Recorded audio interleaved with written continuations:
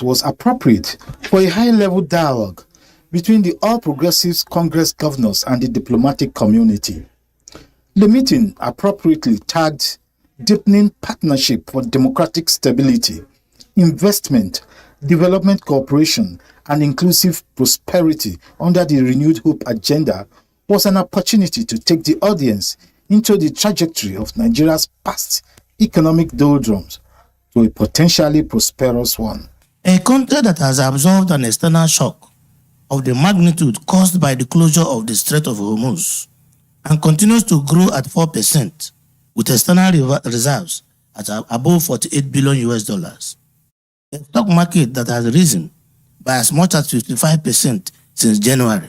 A country that has supported over 1 million students through interest-free loans with major infrastructure corridors under active construction across multiple geopolitical zones. The international community is not left out in the optimism that the economy is gradually taken to a new level. And when it comes to trade and investment, this is also a priority for all embassies here represented. And we see Nigeria a country of opportunity. Liberia is proud to stand aside Nigeria in strengthening ECOWAS, expanding trade, investment, and promoting peace and prosperity for our people. We are very cognizant of the intense efforts and the tangible positive outcomes of the government of Nigeria under the leadership of His Excellency President Bola Ahmed Tinubu. The interactive session by the Renewed Hope ambassadors and the diplomats is expected to open a new vista for mutual economic prosperity in Nigeria. Anoyo Ogiagboge, AIT News, Abuja. And that is the world news on Kakaaki, the African Voice. Up next is Kakaaki Business. To stay with us. Welcome to Kakaaki Business. As President Donald Trump prepares to meet with Chinese President Xi Jinping this week, the United States auto industry and lawmakers on both sides of the aisle are urging him to not offer China any access to the U.S. car market. Trump's enthusiastic comments on allowing Chinese automakers to build plants in U.S. raised alarm in the industry that had systematically lobbied successive administrations to bar Chinese cars from the U.S., the security rules and high tariff on electric vehicles. Automakers, suppliers, steelmakers, unions and politicians have redoubled their efforts, arguing that Chinese automakers with limitless state support, massive scale, and EV technology edge and rock-bottom prices would crush domestic and other foreign producers, hollowing out the core of the U.S. manufacturing base. Democratic Senator Elisa Slotkin of Michigan, in the same note, specifically urged Trump not to make a deal with Chinese president that brings Chinese brand cars into U.S. dealership, while promoting a bill that would explicitly bar Chinese vehicles over data collection concern. The bill would go further, banning industry partnerships with Chinese companies. Congressional aides expect that with broad support, the legislation could pass this year. China's annual inflation accelerated to 1.2% in April 2026 from 1.0% in the previous month, exceeding market expectations of 0.8%. Non-food inflation climbed, with transport costs picking up significantly amid higher energy prices and supply chain disruption linked to the prolonged Middle East conflict. Also, prices continued to rise for clothing, healthcare and education. In contrast, a decline in housing costs lingered. On the food side, prices fell 1.6%, reversing a 0.3% increase in March and marking the first drop since January, reflecting persistently weak prices and declines in cost of fresh vegetables and fresh fruits. Core inflation, excluding food and energy, rose 1.2% year-on-year. CPI increased 0.3%, swinging from a 0.7% fall previously and defying consensus for a 0.1% decline. The annual inflation rate in Denmark rose to 1.4% in April 2026, the highest level in 4 months, from 1.2% in the previous month. Transportation costs increased at a faster pace, led by rising fuel prices linked to the Middle East conflict, particularly diesel and petrol. Food inflation also peaked, while housing and utility costs were unchanged after a 0.3% fall in March. Meanwhile, price growth softened mainly in information and communication, recreation, sports and culture, and personal care and miscellaneous goods and services, while prices for restaurants and hotels declined. On a monthly basis, consumer prices edged up 0.2%. After showing no growth in March, core inflation, which excludes energy and unprocessed food, eased slightly to 1.6% in April, the lowest level since March 2025 from 1.7% in the last month. Gold prices fell below $4,700 a ounce on Monday, giving back part of last week's gain after Donald Trump rejected Iran's response to his peace proposal as totally unacceptable, sustaining concerns over inflationary pressures. Reports indicated that Iran had offered to move part of its highly enriched uranium stockpile to a third country while refusing to dismantle its nuclear facilities. Meanwhile, renewed attacks across the Middle East over the weekend threatened to undermine a fragile ceasefire that took effect in April 2026. The Straits of Hormuz also remains effectively closed as Washington and Tehran continue to struggle towards a diplomatic resolution to the conflict, keeping energy prices elevated and intensifying inflation concerns. This strengthened expectations that central bank may raise interest rates further to contain price pressure, a development that often weighs on precious metal. And Nigeria's external reserve fell by about $855 million over a 5-week period, declining from $49.18 billion on April 1, 2026 to $48.33 billion as of May 7, 2026. This is based on the latest data released by the Central Bank of Nigeria. The decline signals renewed pressure on the country's foreign exchange reserves, although the current level remains considerably stronger than what was recorded during the same period last year. Figures from the Apex Bank show that gross external reserves extended toward consistently through April and into the first week of May, sparking concerns about the durability of foreign exchange inflows amid rising demand in FX markets. According to the CBN data, Nigeria's reserve dropped by roughly 1.74% during the 36-day period. Despite the recent slide, the reserve position is still significantly above 2025 levels. Data showed that external reserves stood at $38.17 billion on April 2, 2025, before easing to $37.93 billion by the end of that month, meaning current reserves are more than $10 billion higher on a year-on-year basis. The Nigerian Economic Summit Group has cautioned that Nigeria still faces substantial debt vulnerabilities despite signs of improvement in some fiscal indicators. The group pointed to weak revenue mobilization, deep-rooted structural challenges, and continued reliance on borrowing to fund budget deficits and government expenditure as main factors. The policy advocacy organization made this known in its latest review of Nigeria's public finance outlook. According to the NESG, while certain debt indicators showed improvements between 2024 and 2025, the country's overall fiscal position remains weak and vulnerable to sustained debt pressure.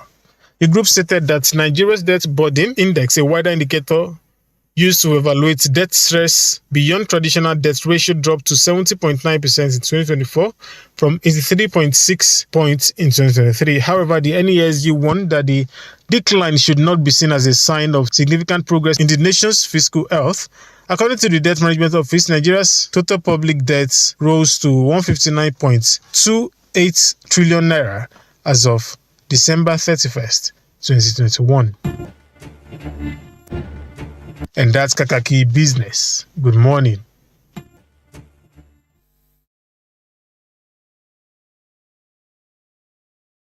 Welcome back from Kakaaki Business, still Kakaaki the African Voice on Africa Independent Television. Now we're going to our first report of the day, which is on the NYSC. The risk, merits the sacrifice. This has been an ongoing conversation for a while now. So 51 years ago, it was the glue for a broken nation. That's talking about the NYSC.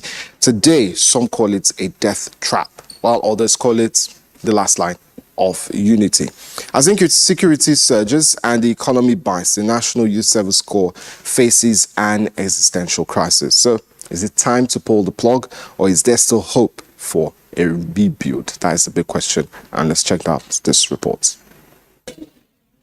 Since 1973, millions of graduates have donned the iconic khaki.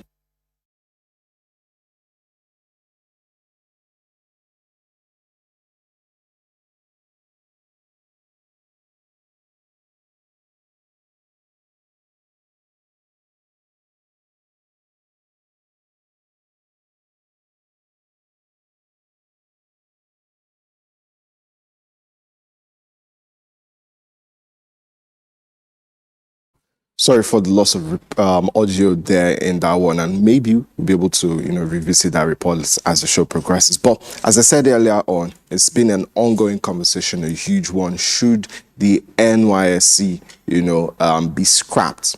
Looking at the dangers we see core members experience when they're traveling long distances. We've seen in the past core members being kidnapped, asked to pay such huge amounts of money for their releases and all of this. So this has been a conversation, especially on the social media space. A lot of young people advocating for either a scrapping or a revamp of the NYSC, especially when it comes to posting individuals to parts of the country they're not familiar with, which is the idea of the NYSC, to push unity, to drive unity. But with the current situation of things, economic-wise, people not being able to afford the high cost of transportation for those who will go by road, or even by air as well. So these are big issues which the country is currently facing with that program, and only time will tell what the situation will be like, or the future be like for the NYSC as well. Now let's take our second report, and this is on INEC, as INEC warns against double registration. So the Independent National Electoral Commission, INEC, has warned the residents of Kogi State against double voter registration as it continues the third phase of the continuous voter registration exercise across the state's 21 local government areas. Now, the commission also raised concern over the high number of uncollected permanent voter cards, PVCs, in the state. Let's take a look at that. The warning comes as the electoral body intensifies preparations ahead of the 2027 general elections. In Lokoja, the Kogi State President Electoral Commissioner of the Independent National Electoral Commission, Shehu Abdul Wahab, cautioned residents against multiple registration, describing it as a criminal offense under the Nigerian Electoral Act. I urge citizens to avoid the temptation of multiple registration, as the INEC system automatically flags and invalidates such entry, and offenders may face prosecution. It is important I emphasize this because we notice that in exercise of this nature, it is not unlikely that some politicians will be encouraging their people in the communities to go and register and come and collect a stipend. The commission further expressed concern over the large number of uncollected PVCs in Kogi State, stressing that the PVC remains the only valid document for voting. It also noted that preliminary figures shows higher participations among women compared to men in the ongoing registration exercise across the states. There are several uncollected PVCs from the registration of 2023, before 2023 election, which have not been collected. This exercise we are doing now also avail opportunity for such persons. Check if their name is among the cards that are already produced so that they can collect it. INEC reaffirmed its commitment to credible elections and urged eligible citizens to complete their registration ahead of the 2027 polls. Teikumba Akaya, AIT News, Lokoja. Welcome back from the report from Kogi State. And looking at, the registration of voters, that's another one, because the concerns about voter apathy going into the 2027 elections is a very huge one. But also still, signs that we might have a very huge turnout in 2027. So it's very, conflicting going into the 2027 elections. But it'll be very interesting to see what eventually happens on the day of elections. But if you're somebody out there who's not registered to vote yet, I think you should do yourself some good. Go register as well. I mean, you cannot hold accountable the government of the day if you're not in the voting process, because you didn't have your say, you didn't have your pick and choose, for who's going to lead you, who's going to lead your future, who's going to lead the economy and all of that. So how do you now stand, very confident to say, oh, I didn't vote for this person, that's if they're not doing well and we don't want them and all of that. So how do you stand, confident to do that? Because, you did not vote. So the INEC right now is ongoing. The process for registration is ongoing. So make good use of it and do not, do a double registration. It's going to be, not good for our democracy. And I'm sure INEC will also do the proper checks and balances when it comes to the voter registration and all of that. So once again, I implore you, young, old, if you're just turning 18 as well, we know that's the official age for voting. If you're going to be turning 18 or you've turned 18, do well. Now part of, the political scene in the country, you might feel, oh, I'm still very young, I'm 18 and all of that, though, but I mean, we see it outside the country in different climes where young people, as young as that, go out and exercise their rights. It's their duty, to vote in the people they want. So here in Nigeria, I think we need to continue, or we need to start having that mentality that once you turn 18, you're not just left behind.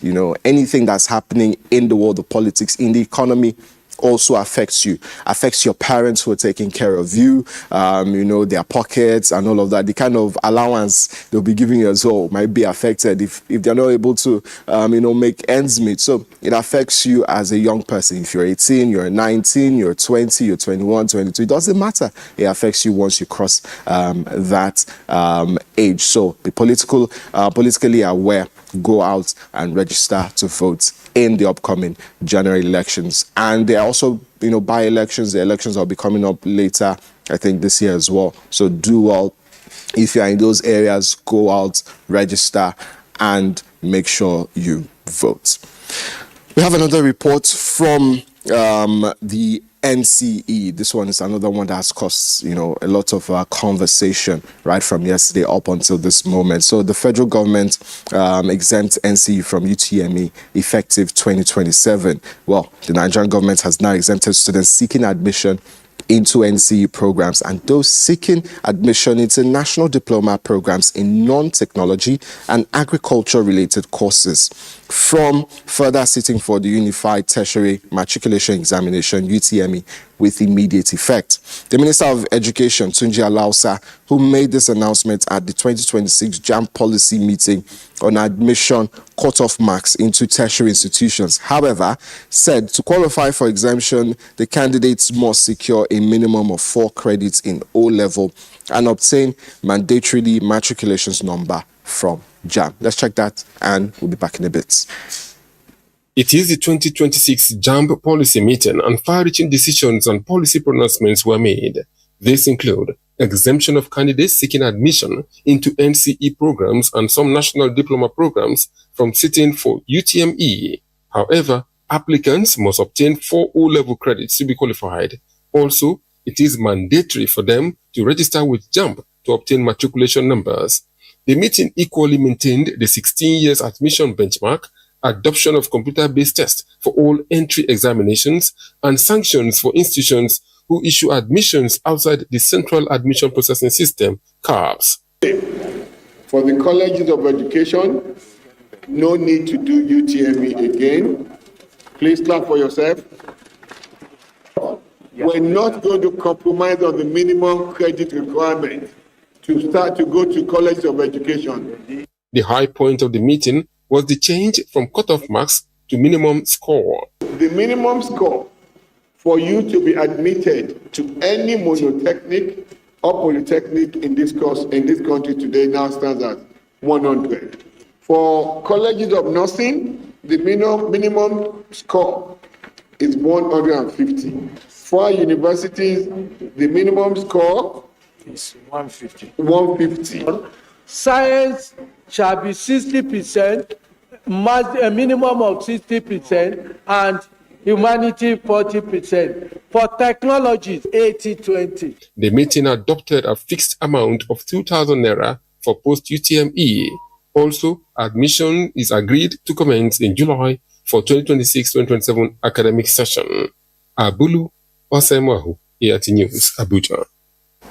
Welcome back from that report, and thank you, Abuli, for that one. And as I said, that issue has caused a lot of conversation right from yesterday up until this moment. And that's also going to be one of our major focuses for Kakaaki this morning. Yes, it's going to be a major talking point, albeit our second interview. And we're going to be having Dr. Ahmed Lawan Baza, who's the President, Colleges of Education Academic Staff Union, joining us to cover that, to discuss that one. As I said, so many talking points on that one. What does that mean, for the education sector? Are we declining? Does that show a decline as well? So these are the questions we're going to be finding answers and solutions to as we progress. Because, as I said, a lot of comments, I've seen a lot of comments, a lot of Nigerians not happy about it. And I don't know if it will be the same with Dr. Ahmed, but when it comes up, he will let us know. And also, you can join the conversation. Let us know what you think. Just, go onto YouTube, search for Africa Independent TV, and you can watch us live on YouTube and drop in your comments on these reports. And as we progress on the show, we took a report on the NYSC, the conversation about having it scrapped, FG on the UTME as well, and INEC, voter registration that's ongoing, and also not talking about not doing the registration twice. That's double registration as well. So all of this we'll be looking at. Also, we have the paper review to come up in a little bit at 7. So do stay with us. And I think I saw a comment before coming here on YouTube that we have somebody who's already joining us live from Italy. So thank you for starting your morning with us, and to all of you who are currently on YouTube as well. Okay, we had a loss in the audio for the NYSC report. We're going to be taking it right about now, so do stay with us. The stories now break online.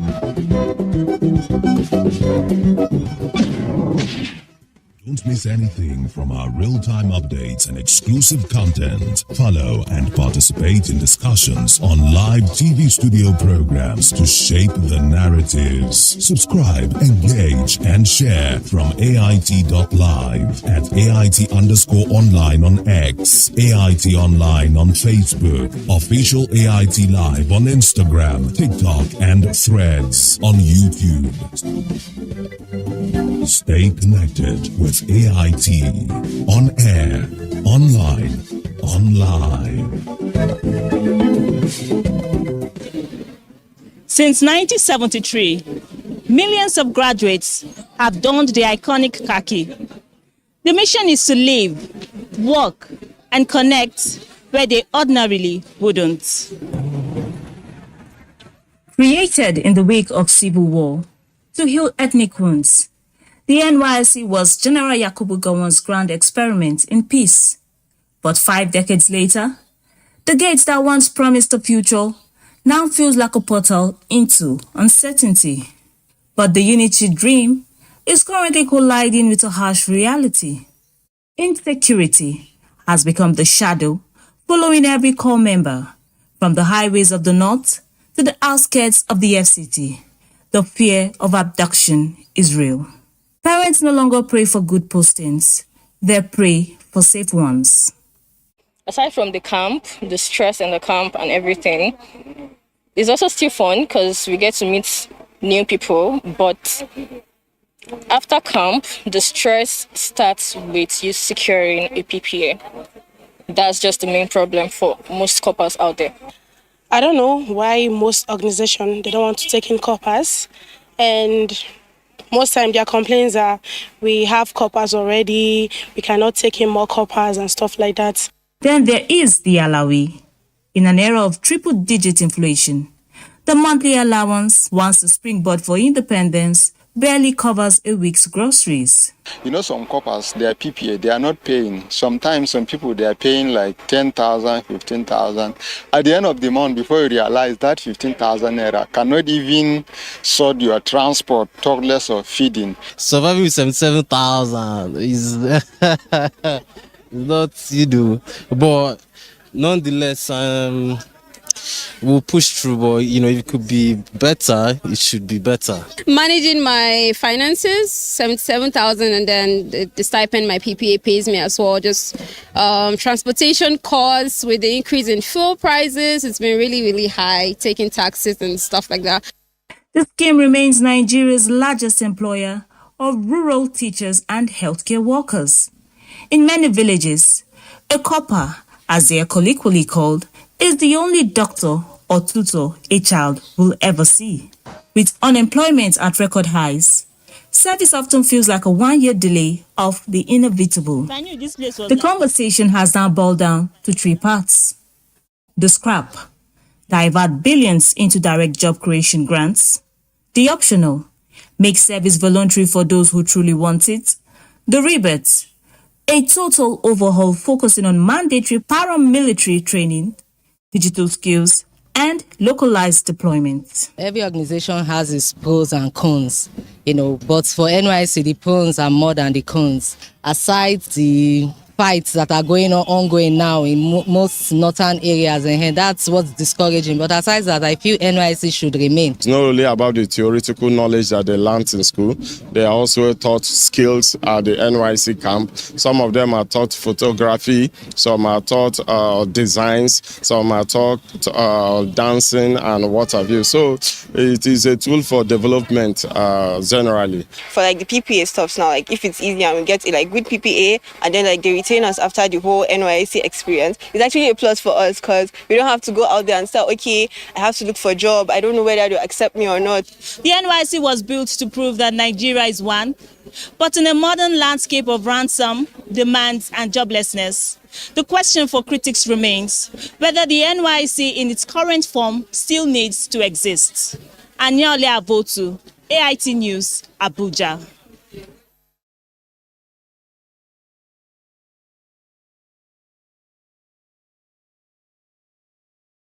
New chapter in political discourse. This month of May, the conversations that matter most are stepping into the spotlight like never before.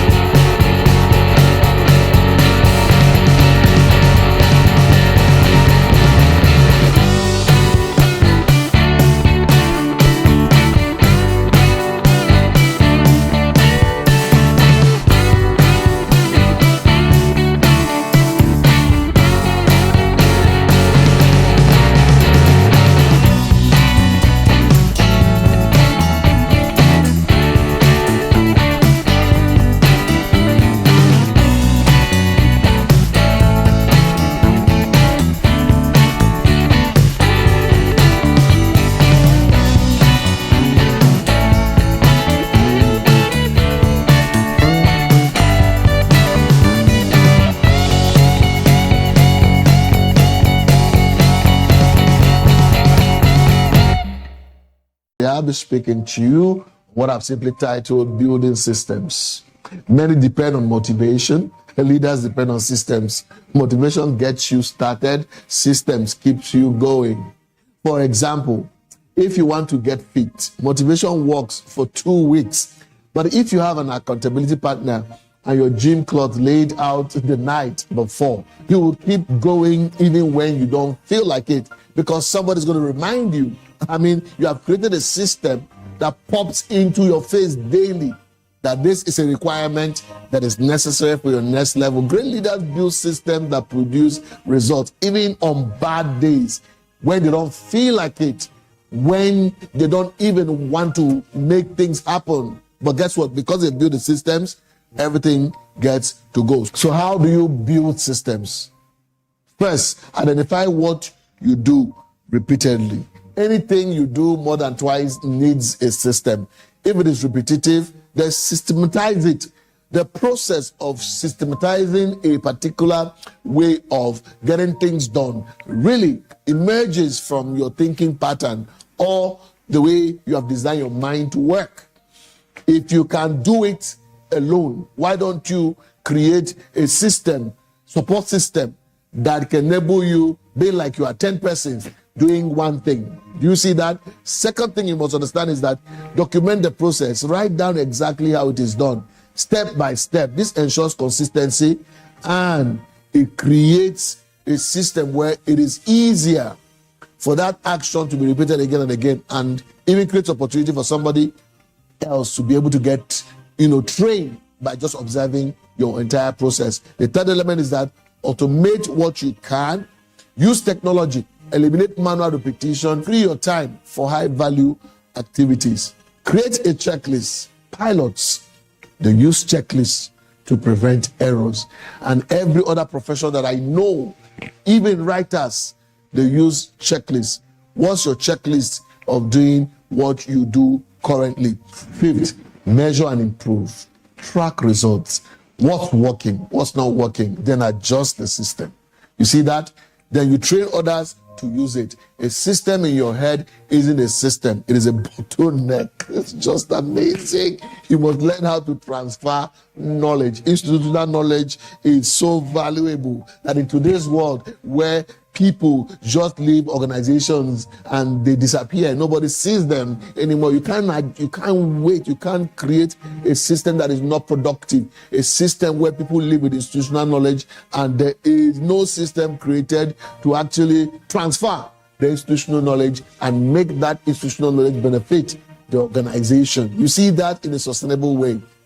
That for me is very, very important. So build systems around you, leaders who have made progress, leaders who have built a solid support zone for themselves. They have created systems that are undeniably sustainable and are ensuring that these leaders continue to shine and make progress. Be that leader that understands system building. Great people of Nigeria, you must remember, if a man does not have a purpose for waking up, sleeping becomes interesting.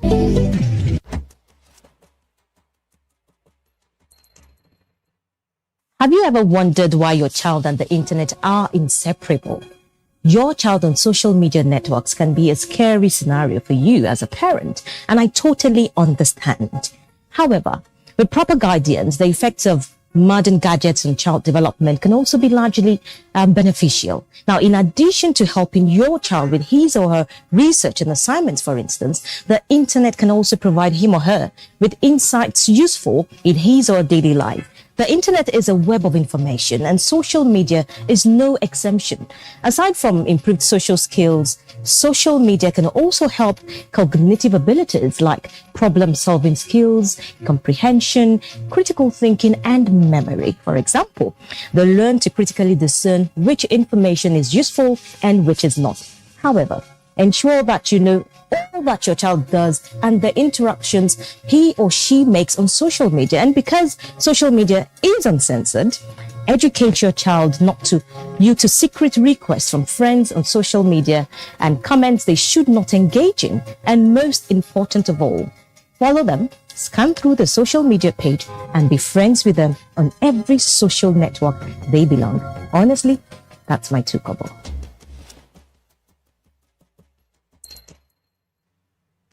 In today's global economy,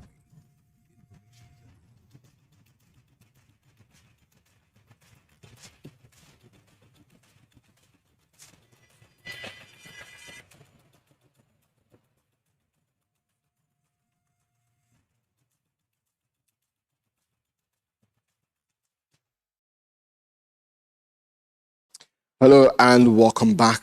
It's still Kakaaki, the African Voice on Africa Independent Television, AIT. And now it's time for us to take a look at what the dailies are saying this beautiful Tuesday morning. All right, so our first paper up for review is the Leadership newspaper. And the bold headline reads, "I will gladly serve as Obi's running mate," says Kwankwaso. Page 4 of the Leadership has that story. And still on the Leadership, it reads, "ASU threatens strike over FG's plan to scrap irrelevant courses across varsities," page 19. All right, so we also have, moving on from the Leadership to the Daily Monitor, we have NDC, why northern politicians accepted zoning 2027 presidency to south. That's coming from Kwankwaso on the front page of the Daily Monitor.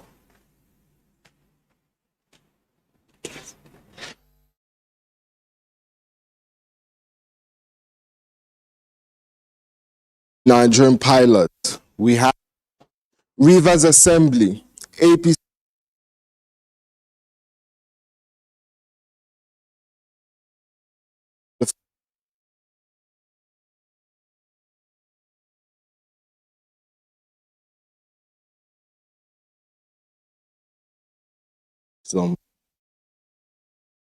of the Nigerian 150 cutoff marks for universities, 100 for polytechnics, page 6 of the Nigerian pilot as well. Now we're moving on to the Guardian newspaper. Defectors face dual party registration, sanctions, await INEC's verdict, page 6 of the Guardian newspaper. And INEC begins preparations for 2027 polls, seeks 1.4 million ad hoc staff, page 9 of the Guardian newspaper. To the Daily Sun now. Rules for 11th Assembly, Senate sets 14-day deadline for senators-elect to be sworn in to declare seats vacant thereafter, page 6. And we also have, still on the Daily Sun, malpractice, WAEC unveils tough measures for 1.9 million candidates, promises to avert last year's errors leading to review of results, page 26 of the Daily Sun. Now, the Vanguard is up next. 2027 presidency, Jonathan caught in PDP's quagmire. And he goes on to read, Wike Turaki's camps flex muscles. Ex-president has 24 hours to obtain nomination form, on page 5. And still on the Vanguard, 42 killed in Zamfara. Benue attacks, many abducted. That's a very sad one on page 7 of the Vanguard. Al Jazeera Nigeria is up next. 2027, 184 APC aspirants jostle for 40 Lagos Assembly seats. No withdrawal at screening stage, says committee chairman, page 9. And we also have 2027, eligibility suit against Jonathan suffers setback. Starts on the front page, continues on page 19 of Al Jazeera Nigeria. And now to the Daily Global. Wike's ally, Chinda, gains momentum in Rivers Guba race. That's the major headline there. And below it, we have Musa's expanding influence shapes Niger East politics. So it's a political affair on the Daily Global. Now to this Nigeria. 2027 elections impossible without NYSC. INEC says over 1.4 million core members to man polls nationwide. Page 4 of this Nigeria. And we also have, I'm not in APC. I don't know what's happening to Fubara, says Wiki, page 7. To the Authority newspaper, I took money to pray for coup plotters. That's coming from Islamic cleric, but warned them it would fail. Starts on the front page, continues on page 2. And an interesting one here below that.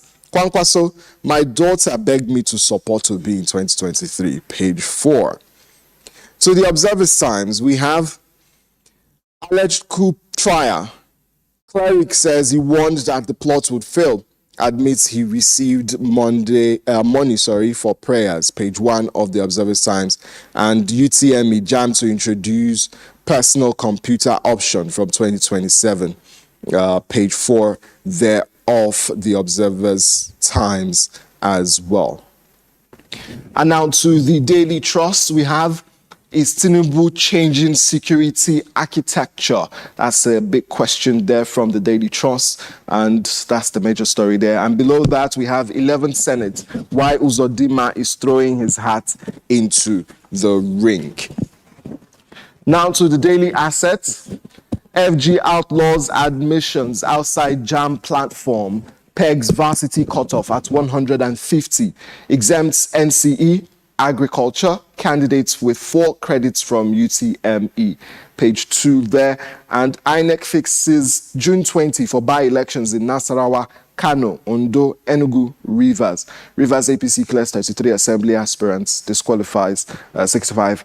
And INEC records 108,074 new voter registrations in Nasarawa. That's it for the Daily Assets.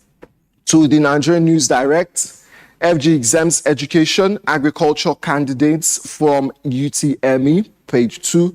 Above the nameplates there, we have Adeleke deposes Oshu Monarch following fraud conviction in the US, page 13 of the Nigerian News Direct.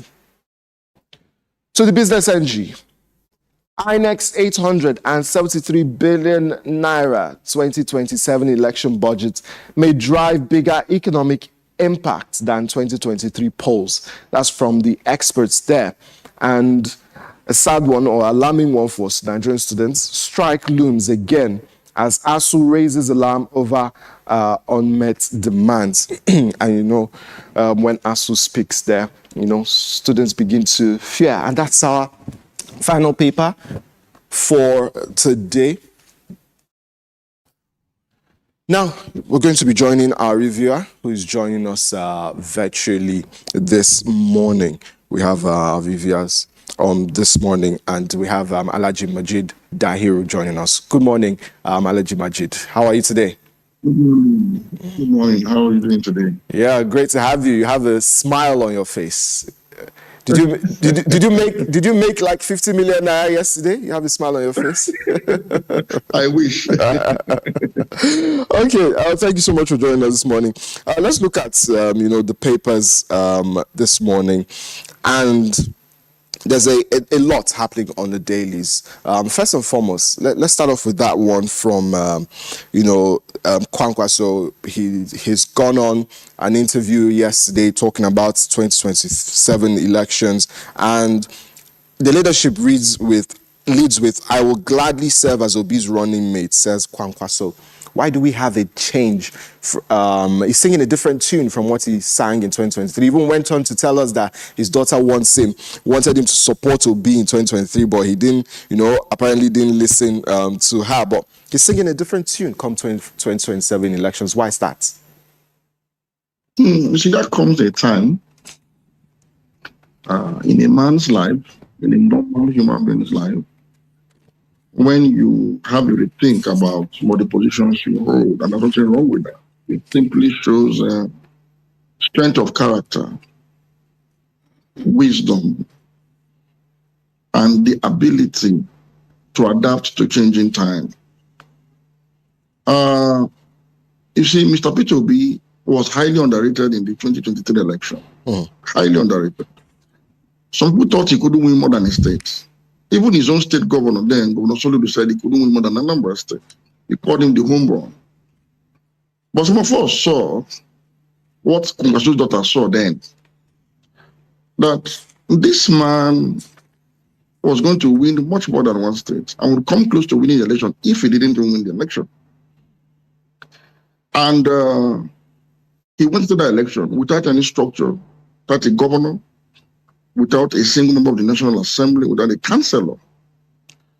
And he won 12 states, 11 regular states plus the FCT, and led the Labour Party to the third largest party in the nation.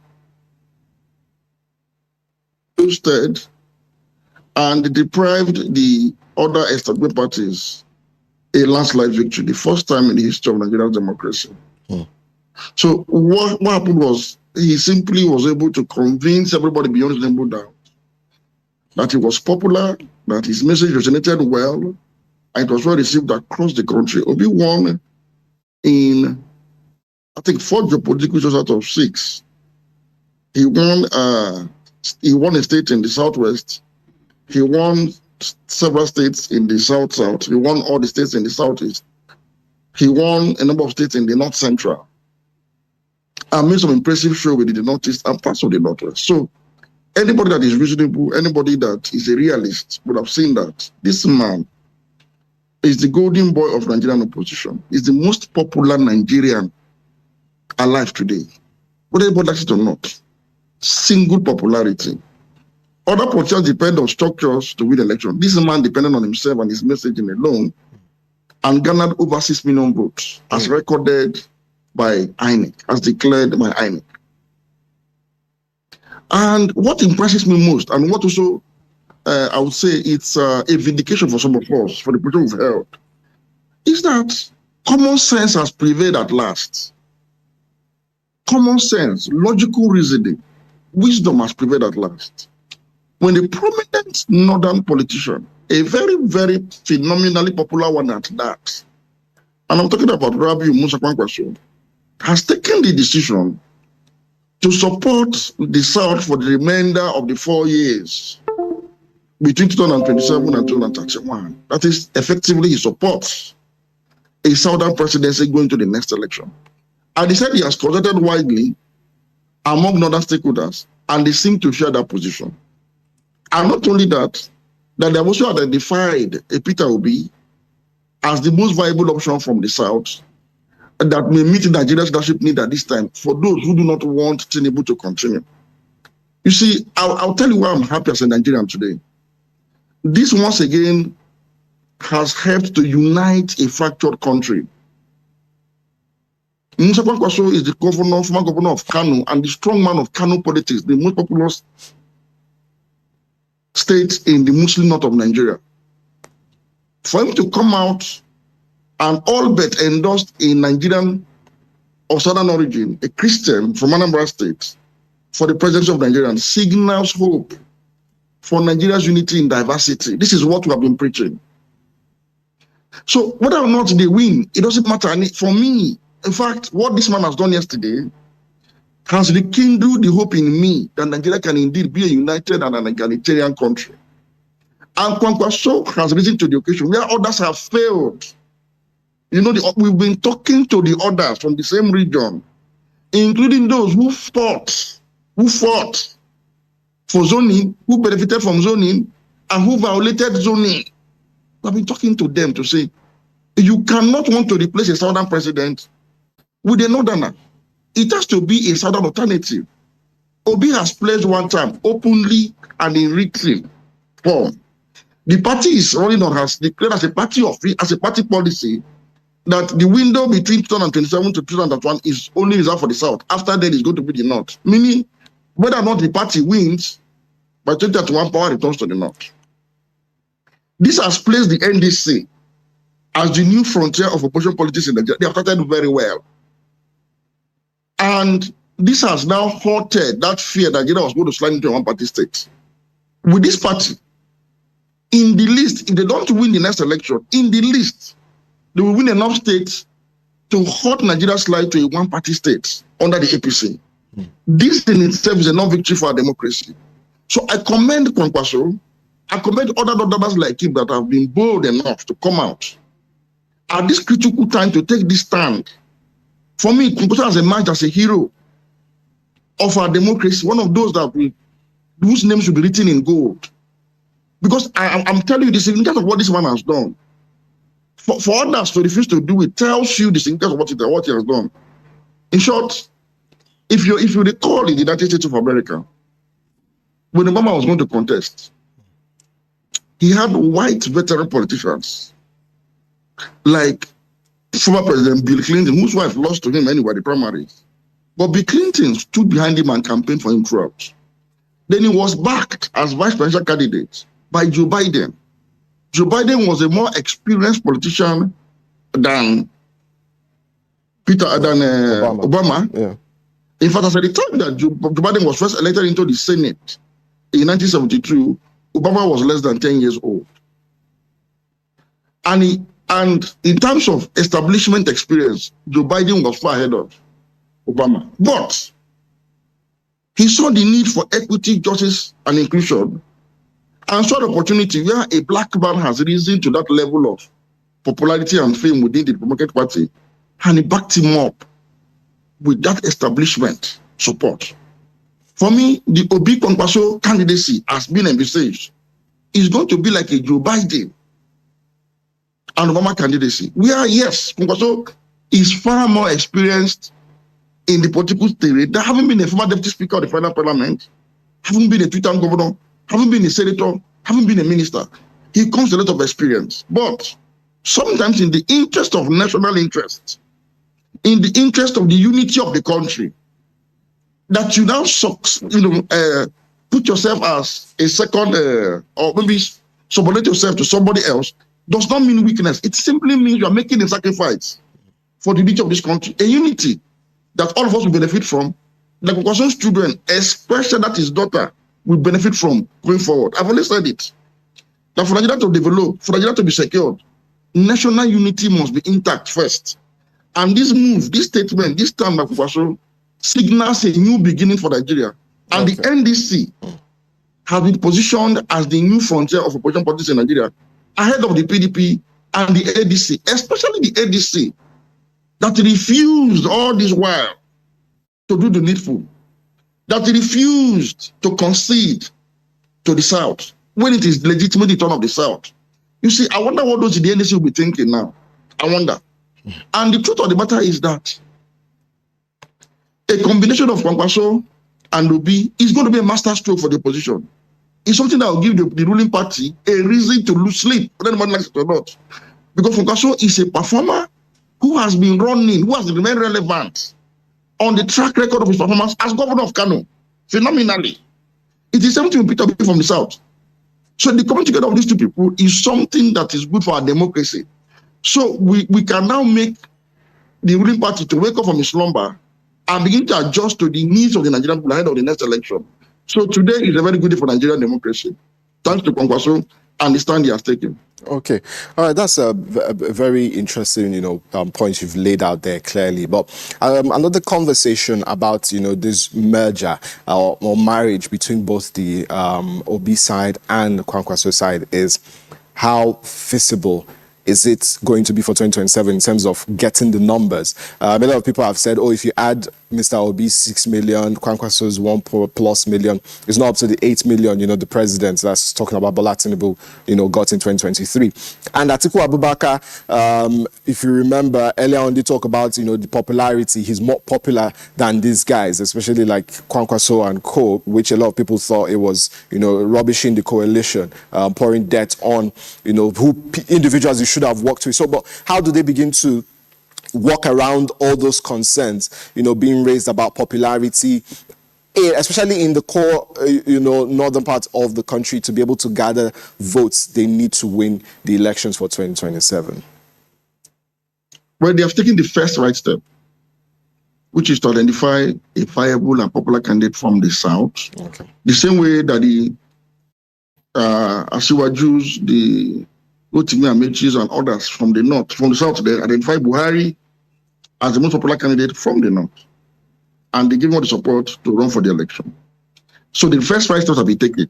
The NDC, ably supported by Kwankwaso, has said we are going to the South. Now, the two of them must now sit down, and he indicated that much in his interview yesterday, and craft a clear-cut alternative to what the Tinubu government is doing.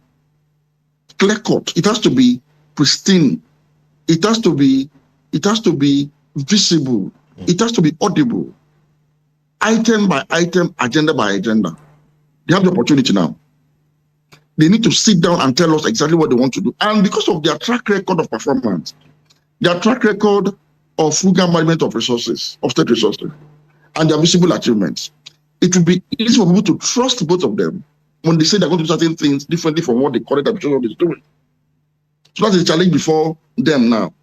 Now, as for the numbers, well, the thing is, numbers are not static. And sometimes we make the mistake of thinking that the numbers that we are gathered last election will remain there in the bank for anybody. People have to go back to the people now and canvass for support. And one thing you can say is that both of these candidates are phenomenally popular across the north and across the south. And both of them will reinforce each other mutually. One thing you can be rest assured of is this. With Kwankwaso backing Obi will have more support base in the south expanded. Because there's this feeling now that we have more formidable northerners supporting him. Now, with Kwankwaso also pairing with Obi, the prospect of pairing with Obi will also strengthen Kwankwaso in the north. Because people will look at it that if Obi can carry a bulk of the votes in the south, why not let's just add our own votes so that we can cross the Rubicon? Something similar to what happened to Buhari in 2015. It's about to play with the NDC. But what is important is this. They must go and craft their message. Look, they have an opportunity now to convert the incumbency disadvantage of the current administration arising from underperformance to their own advantage. But for that advantage to come to them, they must be able to bring out a clear-cut message of an alternative to what these people are doing that they are going to do when elected. And that is very important. And there's no time to waste. The urgency for that to happen is something that they must take very seriously. Okay, let's move to our next talking point, and let's take a look at the Daily Asset and Nigerian News Direct as well. That reads, FG outlaws admissions outside JAM platform, pegs varsity cutoff at 150. Huge conversations about this. A lot have said it shows a decline in our educational system. I think the issue of cutoff mark really is not really binding on universities. Universities usually have their own cutoff marks. So that you have 150 does not necessarily qualify you to enter a university. You're going to do UTME, and universities definitely will look at the cutoff marks. But that's what I just have to say is the minimum standard, the minimum requirement, kind of. But for most departments, they have special cutoff marks that they don't compromise. So I do not really think that 150 means that anybody with 150 cannot enter the university in Nigeria. I don't think so. My only worry is that we want to see more consistency in the policy making in the educational sector. The frequent changes in the policies of admission in Nigeria sometimes leaves a lot to be desired. So I would want some level of stability and consistency over a long period of time to test some of these policies before changing them. That's my only concern. Otherwise, kudos to them. JAM has been quite on top of their game under the leadership of my dear friend and big brother, the professor. So, well, they've done this over the years, and I'm sure they have started down to do the assessment before coming up with these recommendations as policies.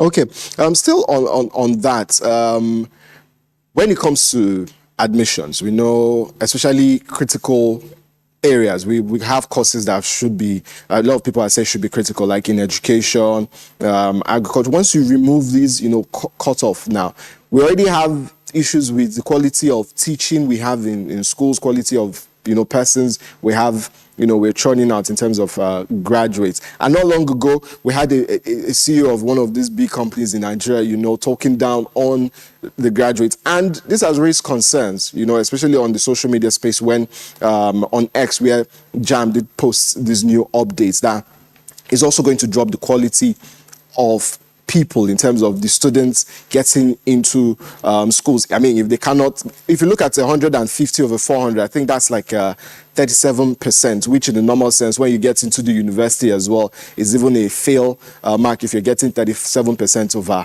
100. So these are conversations that have been ongoing. Okay, well, for me, again, why this is a legitimate concern, but I think the bigger issue here will be for proper funding of the university system itself. So that somebody could come into the university not so doing well, But after going through the university system, and if given the opportunity, they'll turn out to be better. Sometimes the university or any other educational institution is not just a place for the best of the best only. Sometimes the place to also mold people into becoming the best, even if they are not so good at the initial stages of their academic pursuit. I've seen people who started very poorly and ended up very excellent, really. So I think it's a mixed bag. But what's most important is we need to have better funding for the university system in research, quality teaching, welfare for teachers, and all, facets of funding. So when we get into the system, can actually excel. Do not forget that if you also get into the system and cannot cope, there's also a mechanism of weeding out people that cannot cope within the system. So I do not really think that there's so much to worry about at this stage. Okay. All right. Moving on now. We have this one from the Authority newspaper and Observer's Times. I took money to pray for coup plotters, Islamic cleric. Is that him just trying to save face and get out of that situation he's in right now? What made me laugh was that he said he also warned them that they should not succeed. Yeah. If this is true, if this is actually true, that he took money, but warned them that it will not succeed. If it is true, it means he's complicit, because it means he knew what the money was being paid for. It means he knew, because if he said it will not succeed, even though he received money for prayers, and then he went ahead to offer the prayers, it means that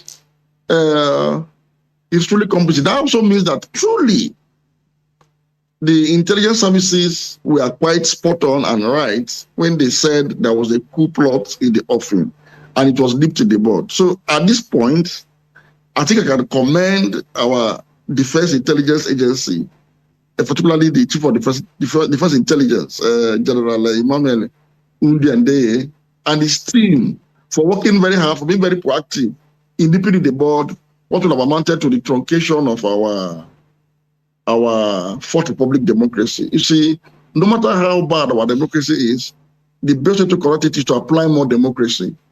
And that is what we have been advocating for. Apply more democracy to correcting what is wrong with our democracy. One thing that we must rule out completely from this conversation is a military takeover or any other form of undemocratic means or unconstitutional means of taking power. We must all stick together and work hard, roll up our sleeves to survive our democracy through the application of more democracy. Okay. Thank you for your comments on that one. Looking at that, cleric, that individual now, what should he have actually even done immediately he got, information about this, he got the money and all? What should he have done immediately? Because right now it looks like he's just, scampering as well. And can he even actually get out of this situation if he just proves that he just, prayed and wasn't actively plotting, a coup? No, he can't. He can't.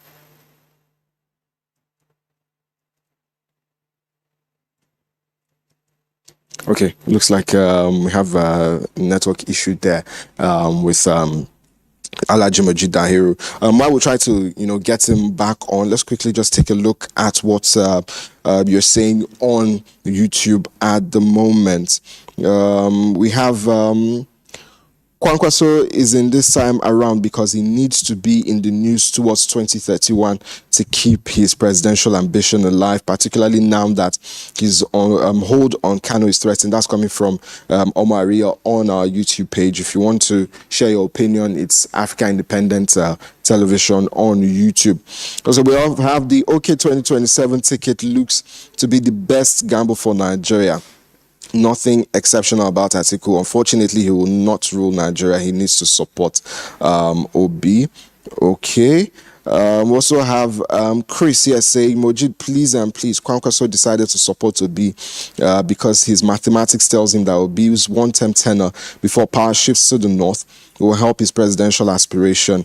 He changed his mind for selfish reasons. Well, we'll leave it at that for now for the comments. All right, let's go back to Alhaji Moji Dahiru.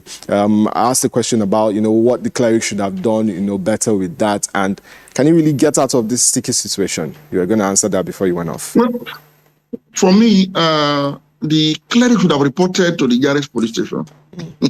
Okay. what was about to him. And we use it as a public enlightenment forum to enlighten Nigerians. Whenever you have such an encounter, please report to the nearest security agency, particularly the police, discreetly. So that when the investigation starts, you'll be off the hook. But because he didn't report anybody, coup plot is a very serious matter. Once you hear of it, once you are informed, you have a duty to report immediately. Because not reporting means you are complicit. So you must give out the information. The same way somebody gave out the information, somebody must have been told. And then the person gave out the information, which led to this, nipping it in the bud. So that's what the credit should have done. Maybe he was, should I say, ignorant of what to do. Being a cleric from a rural area, it is possible. Maybe he didn't know what to do. So he simply advised them that it will not work, meaning to deter them by saying it's not going to work. But by the law, you're supposed to report to the authorities immediately. There's a general saying that when you see something, you say something. It should apply in this instance. So you should have reported. But then let's see how the investigation goes. If he's not an active plotter, I am sure he might get a lesser punishment for the little role he might have played. Okay.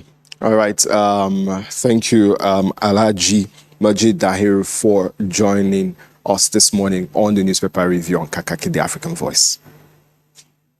Thank you very much for having me. All right. So that was Alhaji Majid Dahiru talking to us from various issues happening in the Nigerian space, from politics as well, and it's been an enlightening one as well. So have yourself a fantastic Tuesday as well, and hopefully you continue to have a smile on your face all through the day. All right, so we'll go on a brief break right about now, and when we return, we'll be going to our first interview for today, and it's on Nigerian youth and political development. Do stay with us. The stories now break online.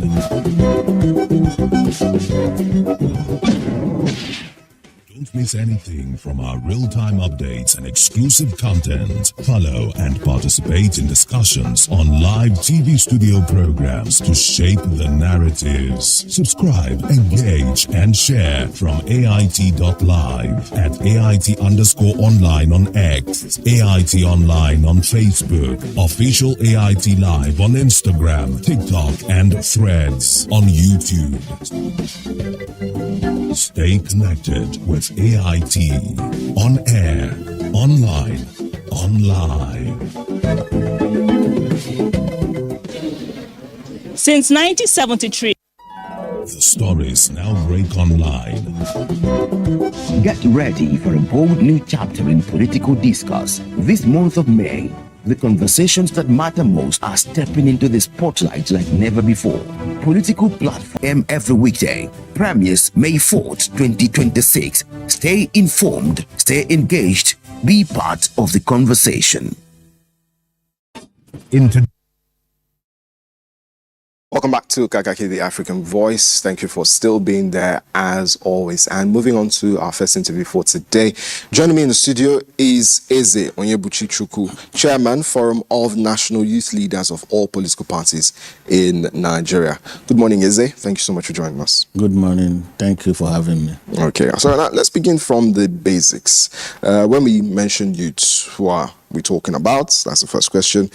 I'm asking because oftentimes, especially at political related events, we see persons with, gray hair everywhere looking like everything except a youth. We see people who are in their 50s saying they are youth leaders, and all of that. So, but who exactly in the Nigerian context are the youth? Well, a youth, according to Nigerian policy of youth age, is from 18 to 35. Okay. Some people take the conversation down to 15 years to 35. And this is one of the things we are contesting in our previous program that we just had on Saturday. We were in one of the things we had in our communique was that youth age. Yes, we are contesting it because, of course, we are in a different country. In our country, you have the youth don't have all the opportunities available for one to thrive early. You see youths in their 30s, still struggling to finish education. You see some of them still finding their feet in their early 40s. So we are advocating for, even if the policy will not extend the youth age, the project and the programs of the government for the youth should be extended to people in their early 40s or late 30s, in order to accommodate a lot of youth who are struggling all over the country, because the system has made it like that. When you go to other nations, you will see youth in their 18. An 18-year-old youth is already making impacts, already progressing, already a success, already a CEO, but in this side of the world, we struggle a lot, and that has made it very possible or near impossible for a young man, except you are coming from a very good background, a young man to actually be successful in his early 30s or before 40s. Right. So what kind of programs are you advocating for it to stretch beyond that 35? You mentioned government programs. So what kind of programs are these? Just as the government have rolled out a lot of programs for the youths, like the youth empowerment programs of the Ministry of Youths, even when we're planning the confab, they talked about confab, you see that a lot of national youth leaders were not even carried along, because there was this instruction given that it has to be the youths, and the youthful age in Nigeria is 35. So now, those who are the leaders of the youths were not being carried along because they were above 35 years. So there are other programs like the soft loans, the grants, all these programs that Mr. President is bringing out. All of them will limit you, because as a national youth leader or as a youth who is above 35, if you want to apply online, once you get to where your age should be imputed, you cannot be part of it any longer. Okay, that's interesting. Now let's go back to the political space now. What's your assessment in terms of looking at how the Nigerian youth's development in the political space has been, from the past, and what's it like now? How would you assess it? Well, I'll start by saying that the youths of yesterday were actually more recognized. In fact, they were not just recognized, they were the stakeholders. They were the ones in charge of the polity. The youths were the ones who pushed for the independence of the country. I can remember Chief Anthony Nahoro, who moved the motion for the independence of Nigeria at just 30 years. You understand? So the drive for the independence of the country was carried out by young people. And after the independence, young people also took over leadership. You see the case of Nnamdi Azikiwe at 41.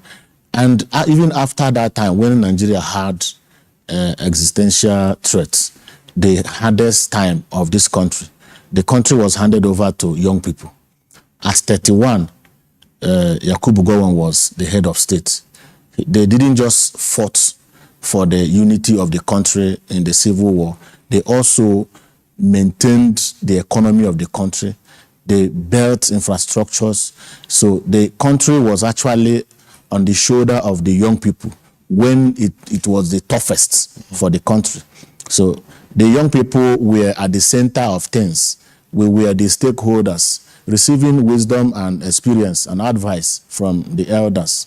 But this time around, everything has just turned the other side, where you see the youths being spectators in the activities of leadership in this country. We are just being a kind of people who can be used, to get to the office, but not good to be in the office. So my assessment would be we're a kind of moving from, the youths. The country is actually progressing, but the youth are not progressing with the country, with what is on ground now. Okay. Now, you are in a political party. You're Yes. a leader. youth leader in that political party. Now, how has your party been able to do anything different in allowing the youth to fill into the shoes of the elders in that party? Well, in my party, we so much believe in this leadership transition. Okay. You know, because right now the youths of this country are not even talking about inclusiveness any longer. What we are talking about is leadership transition. In my party, the youngest national chairman of a major political party in this country is my national chairman. He became a national chairman at 38 years. You understand? I as a national youth leader, among other national youth leaders, I am among the youngest. You understand? Okay. So, and in my party, we have 50% discounts for young people, for women too. This and more, we have been very considerate when it comes to youths, young and vibrant candidates. Majority of the people who give tickets are people who we see to be young and vibrant. So we have done everything possible, especially under this particular national chairman, who is also a youth, to make sure that we carry the youth along. Because anywhere I go, I also tell our people, the youth who are asking for inclusion in governance, I tell them that inclusion starts with the political party. Because it is the political party that gives Nigerians the options to choose from. They are the ones who will present them with the candidates. So the youth should first of all take charge or infiltrate the structures of political parties. So they will have the opportunity to be part of those who decide who stands a candidate. So it is only when we are part of those who decides who becomes a candidate that we will even start deciding for a young man to be a candidate so that Nigerians can choose from.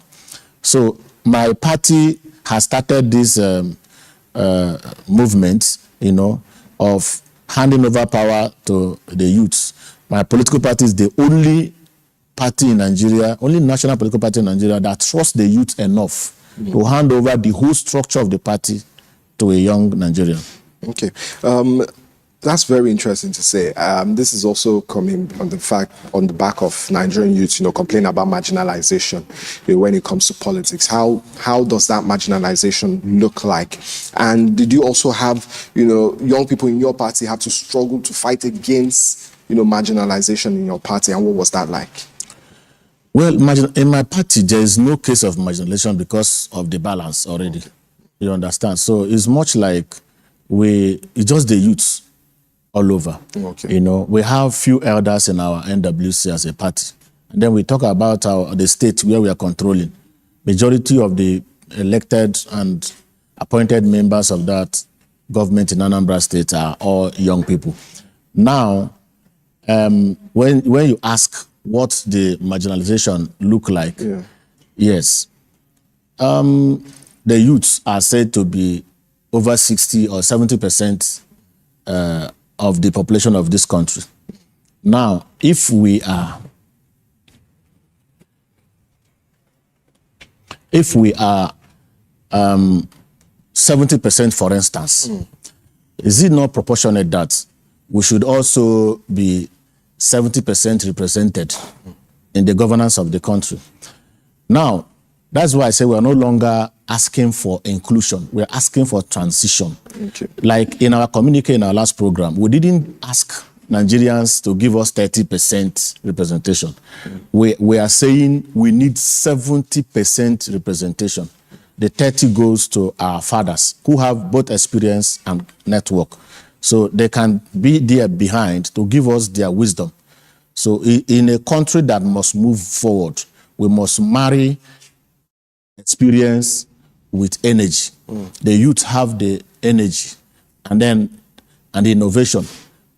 Our elders can bring in their wisdom and experience. That's how it happens in private sector. You cannot be old or aged or you're getting tired and you still hold on your personal business. You must train your child or prepare a younger generation to take over. That's how the country should be. Okay. All right. Joining us as well right now in the studio is Frederick Uzu, National Youth Leader, People Redemption Party, that's the PRP. Good morning, and thank you for joining us, Frederick. Yeah, thank you. Good morning. All right. So I was just asking Eze about, his political party and how marginalization works, how to, work at that, and what marginalization looks like when it comes to the Nigerian youth. So I'd like to get your perspective on that, especially look through your political party. Okay, thank you.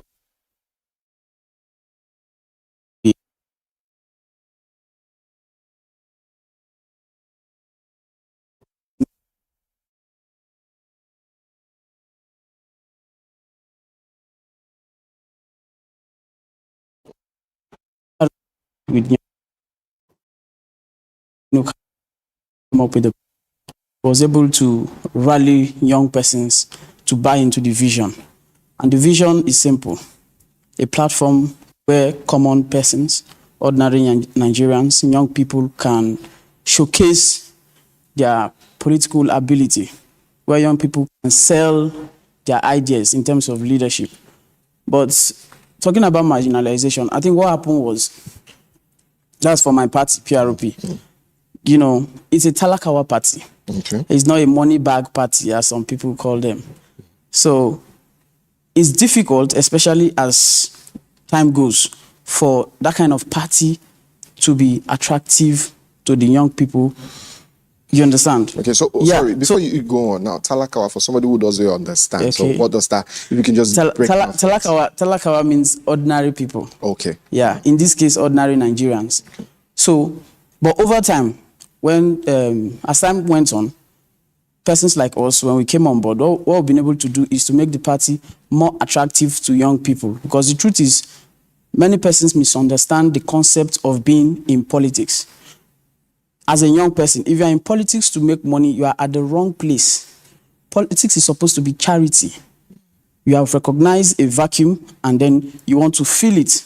You want to help the collective to manage the resources for the betterment of all. So what has happened is young people are more tilted towards the political parties that they feel have the money to give to them. But what we've been able to do recently is to see how the party, PRP, can be attractive to young persons. That's why my party today, I can tell you, I'm just 30. Okay. Yeah, my national organizing secretary is less than 30. Okay. The national publicity secretary is about 32 also. The national vice chairman, Southwest, is also less than 35. So the entire NWC is dominated by youths. That's to say we have been able to break that barrier. Politics is not about money. We have been able to tell Nigerians that, look, with or without money, you can get into this thing and you can make a difference. So as a party, I can say we've done very well, because over time, we've never been attractive to the big bags. That's just the truth. So getting used to come on, but I think that was what was causing the kind of space, and we'll be able to bridge that. So as we speak, like in my state, Bayelsa State, I have about 15 aspirants for various State House of Assembly positions. None of them is up to 35. In PRP, it has never been so. That's to say we are progressing. And I want to believe that beyond 2027, PRP will even be more attractive to younger persons. Okay. All right. Now, still maintaining with you, since you brought up funding as well now. But we've seen in political space, especially here in Nigeria, that these funds are really needed to push someone's, interest, in whatever office, be it the presidency, the National Assembly, State House. So funding is needed. Nigerian women complain, not having fundings. Nigerian youth as well also complain about the funds. And when we started the conversation, he talks about young people, young Nigerians, 30, 40, not having the financial means because they're still finding their feet in the country and all. So how is your party, the individuals in your party, going to navigate this issue of funding? Okay, I think PRP is one party that will be able to defeat that squarely, because we do not run on the idea that elections should be bought. So we campaign against it even within our primaries. You don't bring a kobo for anybody to get anything. And I'm a testimony to that. I came from a very, very humble background, and I'm the national youth leader, the #1 youth of the party. I didn't have to know anybody. I didn't have to have anything. Now, monetization of Nigerian politics was deliberate, if you ask me. From 1999, if you look at what happened, those of us that some of our parents were close to the political scene, we saw how everything manifested. And it was deliberate to exclude a particular class. And the youths are the major, in fact, are the victims of that very orchestration. They did it to exclude those of us that will not have the money from getting close to power, so that they can maintain a particular oligarch, a particular class in power. Now, what we've been able to do as a party is to sell ideas. PRP is built on certain pillars that if you are able to communicate them, first, if you are able to absorb them as a member of the party and then communicate them, you don't need to give anybody 1 naira, because we have the solutions to all the problems that we face as a country. Young people don't have jobs. We have a very clear solution to that. Building factories. That is how you get people jobs. The country is more divided now than it has ever been. We have a solution to that. Look at what's happening. Today in Nigeria, when it's time for election, you see religion comes in, region comes in, ethnicity comes in. But after election, when you get to the National Assembly and the various boards and agencies, all the board members are friends, regardless of where they come from. All the National Assembly members, they are all friends. They share the largesse together. They don't identify you as Igbo or the next man as Hausa. When it comes to sharing of our commonwealth, why is it that when it's time for election, the man from the north will now recognize himself as a northerner? The man from the east, the southeast will say, oh, I'm an Igbo man. You're my brother. Do this for me. The man from the west will say, oh, Yorubas, do this for me. You see, it's for me, I think it's something that is planned. Okay. And Nigerian youth must wake up before it's too late. Okay. Now, coming back to Eze, also taking a cue from the funding, conversation, how has your party also been able to navigate that? Has young people in your party been able to navigate that? And also, there's a school of thought that has it that young Nigerians have been given the freedom to get into politics with the not too young to run bill, but they've not utilized it. Do you agree with that? Can you highlight that? I don't agree with that, because not too young to run is just what they did in acceptance, of what the agitation was then. Now, you give people the access to go and run because they are not too young to run. And then you went somewhere to also stop them with high prices of forms, nomination forms and expression of interest forms. Which youth is that will bring 100 million naira to go and buy forms, like I see in some political parties? So you technically kicking them off the scene, and you say you have given them access. Some of these things is, like he said, is deliberate, to keep the young people out of leadership. And like I always say, any country that is excluding its youth from governance is only signing failure. That's just the truth, because I've never seen among humans or even animals one who performed better at old age. People always bring their best when they are youthful and energetic. So any person or any country that is excluding the youth from leadership is not ready for progress. And we cannot continue to always be discussing the future of the country, excluding those who inherit this future. We are the ones who still have more time to spend here. And I think our elders in leadership should be preparing us to take over the country. The question, like I answered yesterday, is no longer whether we are ready for leadership. I mean the young people. The question now is whether the political system is actually ready to hand over leadership to the young people. You understand? We have competence. We have all it takes to solve the problems. We've done it before now. So if we are given opportunity, we can do it even better. But the way they brought in money into politics. There is no youth. Majority of the youth who have this money are not interested in politics. They are business people who even see politics as a distraction. So is that not a problem? Because these days we have, when you say, what's happening because of poor, governance in the country, they distance themselves from what's happening in the country. But shouldn't that spur them on to be able to get into these offices? Or those who you mentioned who have the money, okay, there are young people here with the right mentality, right ideas to solve problems in Nigeria. Shouldn't they now be able to support them, to be able to get into those spaces? So there should be more, involvement with the youth instead of disenchantment. Yeah, the ones that have this money that would have sponsored some very competent youths are also afraid of the system. That after investing your money, they are business people, of course, and they believe in invest and then you make your profits, or maybe you see success. So they are also afraid of investing their money, knowing that the system also will not allow the candidates to thrive.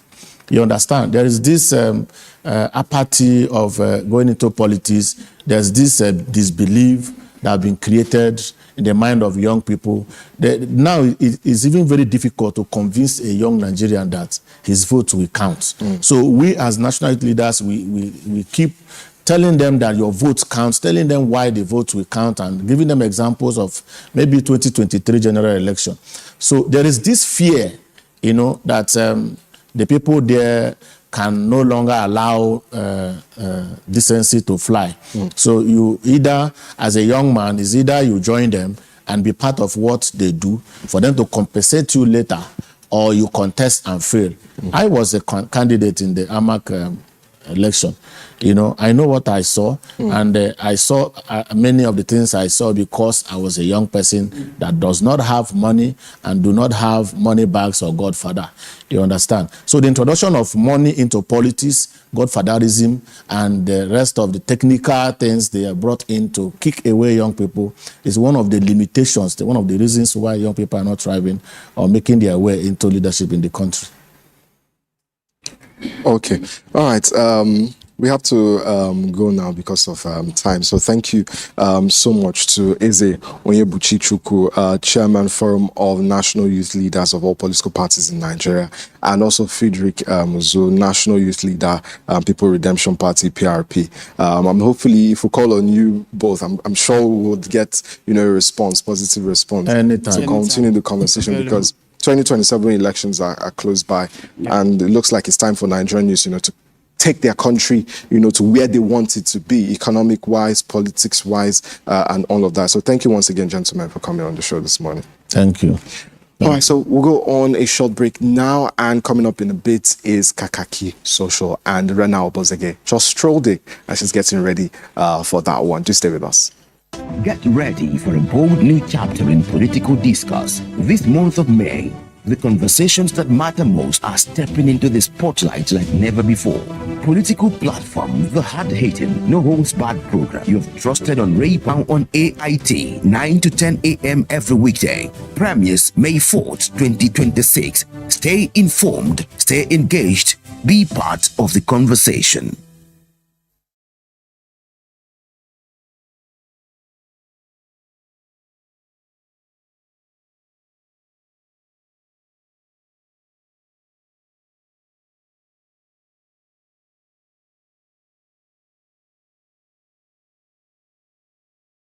In today's global economy, information is everywhere, but insight is rare. Because of the high rate of fuel, the cost of commodities, cost of everything in this country is high. This is unacceptable because Nigerians cannot be made to suffer every time. So, where do you turn for clarity? The right questions. What is the need for Nigerians? Let's really break it down. Income strata wise, revenue strata wise for companies. What are some of the inhibitions that are not making trade work for all? The real answers. Stimulus package must take a different shape beyond what we have seen in sharing of rice, sharing of money. Nancy brings it to you on Moneyline with Nancy. Good morning, everyone, and welcome to Moneyline with Nancy. Clear, well-researched conversations focused on what truly impacts you. Is it that we don't know the number of MSMEs we have in the country, or we don't know where they are? I don't think we can identify 40-something million MSMEs. the equivalent as a country. Nigeria has the policy framework in place to be a leader on this approach. You can make farmers bankable.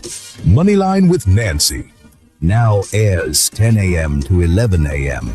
Weekdays, live on AIT and online. If it matters to the economy, join us. Hello, everyone. Thank you again for being there. I'm Onoshire Naobos again. This is Kakaaki Social. As I mentioned, we start from Katsina State this morning, where the state government's approval of 3.8 billion naira loan facility to secure 3,890 Hajj slots for intending pilgrims has continued to generate reactions across social media and public spaces. Governor Diko Rada said the intervention became necessary after the state faced challenges meeting its allocated Hajj slot through the National Hajj Commission of Nigeria. The government also announced welfare packages of $500 for each pilgrim, and that's including allowances and support services during the pilgrimage to Saudi Arabia. How is this meeting you, and why has it continued to be a story of interest to you on social media? Let's take you and see reactions to this. All right, Daniel Rega starts this morning. He says, I have nothing against Muslims, but a large part of the 3.8 billion can be directed towards the security agencies. Just a few days ago, over 24 people were murdered across the state. Spending this much on a pilgrimage when the state has far more pressing issue raises serious questions. Protecting the lives of the masses should be utmost priority. Also, in reaction, Fatima K says, last week, Diko Rada said Katsina State's IGR has increased from 400 million to 3 billion naira. Yet today, he wants to borrow another 3 billion naira for Hajj slot. So where is the 3 billion naira IGR, and where are the federal government grants being spent?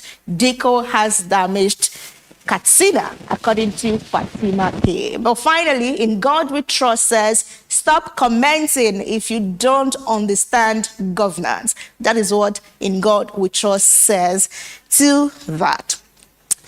Now we have President Bola Ahmed Tinubu that has approved the appointment of Major General Adeyinka Famade retired as Special Advisor on Homeland Security in a circular signed by the Secretary to the Government of the Federation, Senator George Akume. The appointment is to strengthen internal security coordination, enhancing intelligence-driven operations, and deepening interagency collaboration in addressing emerging security threats across the country. The appointee has over 3 decades, that's over 30 years, of military and intelligence service, and he has served as Principal General Staff Officer to the National Security Advisor at the Office of the National Security Advisor UNSA from 2015 to 2021. Is NSA Nuhu Ribadu about to be kicked out on health grounds? Dominate reactions to this. And now, let's see what you say of this appointment. In reaction to this, we have O.O. Nwoye saying, this means Ribadu no longer has the trust of the president, Tinubu, and of course, he had to bring in his tribesman. Ribadu, an outlier, but he is too political for such a sensitive post. At best, Tinubu now has a supervisor for him, a retired and experienced Major General, go respect retired Assistant Commissioner of Police. In any case, welcome Major General Famadewa, NSA Homeland. I hope Nigeria is the better for of this appointment. OMO doctor says systematic disengagement for Nuhu Ribadu. All memos from the president and all security agencies will be channeled to the new Homeland Advisor. How do you even expect the president to have a sustained confidence in an NSA that claimed that terrorists are his brothers. More thought to this. Mobilizing Nigerians says, all these people shouting Nuhu Ribadu have been replaced. What will you now do if the president announces the elevation of Director of National Intelligence for proper coordination? Homeland Security is very distinctive to the Office of National Security Advisor. Same with ODNI. The U.S. has multiple intelligence coordinating leadership, and each of them have distinctive roles, according to Mobilizing Nigerians. For Shegun, he says he's going to end up pulling Homeland Security out of Interior and Defense, and maybe collapsing Interior Security architecture, such as State Police, Border Guard, Immigration Enforcement, into Homeland Security. Apparently, these are your thoughts and conversations online. Two more stories.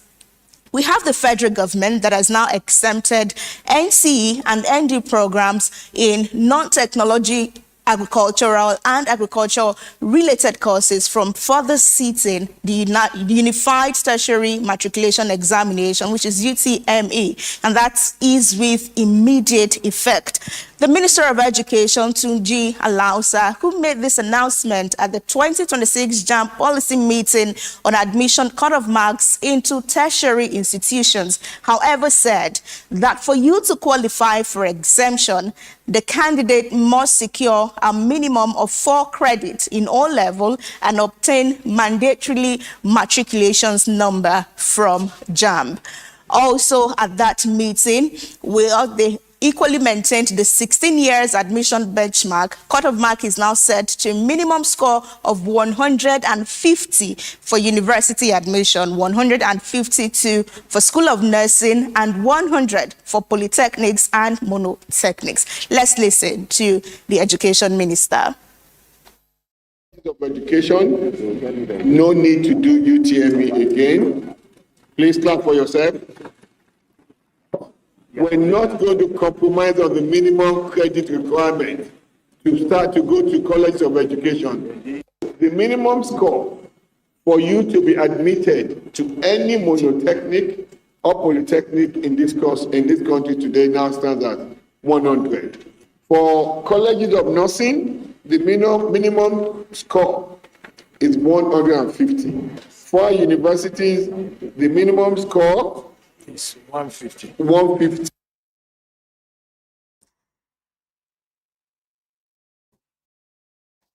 All right, let's see what you make of this development. Agba John says, I don't understand why candidates who are hoping to educate young people should not write UTME, that's referring to NCE. Instead of you to increase the cutoff mark for admission, you are encouraging laziness and ruining our already poor educational system.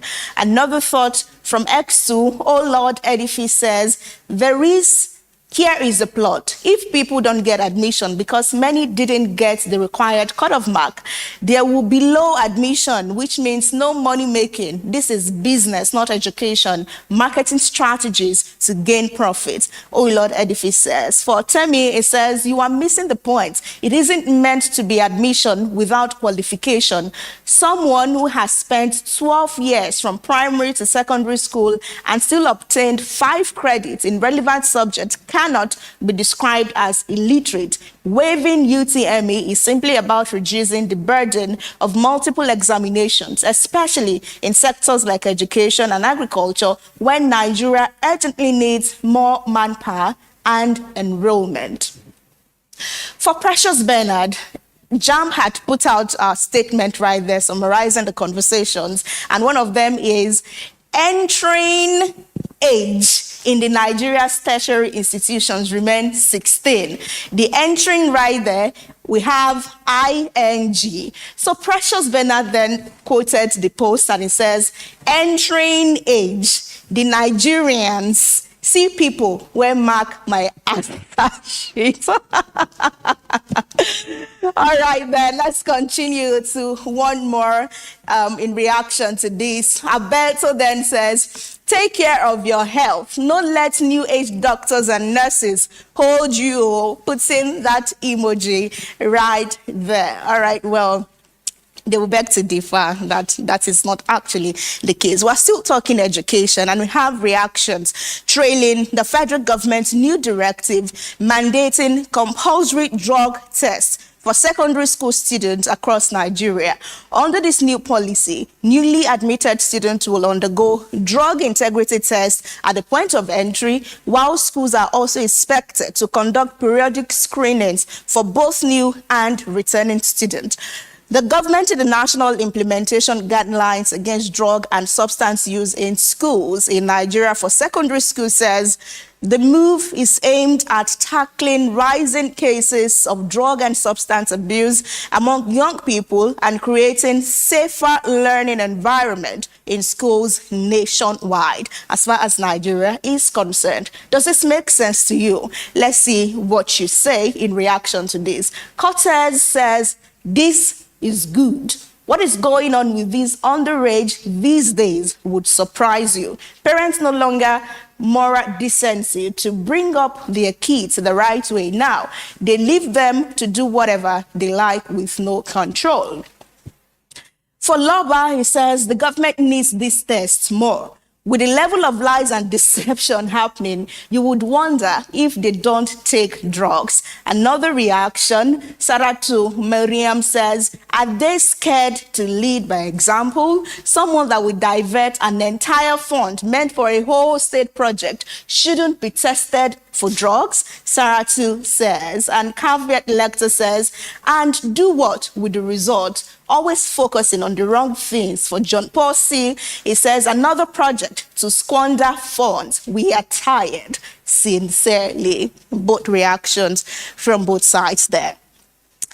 Let's now have the FCT Minister, Nyesom Wike, that has distanced himself from the controversy surrounding the screening of aspirant by the APC in Rivers State. Speaking during an inspection of ongoing project in Abuja, Wike insisted that he is not a member of the ruling party and therefore has no involvement in its internal screening process. The minister, known for his blunt remarks, stated, saying that I'm not a native doctor, neither am I a prophet. His comments come amid rising political tension in Rivers State following reports that over 60 aspirants loyal to Governor Sim Fubara were disqualified during the screening exercise. We had that video yesterday that went viral across platforms on social media.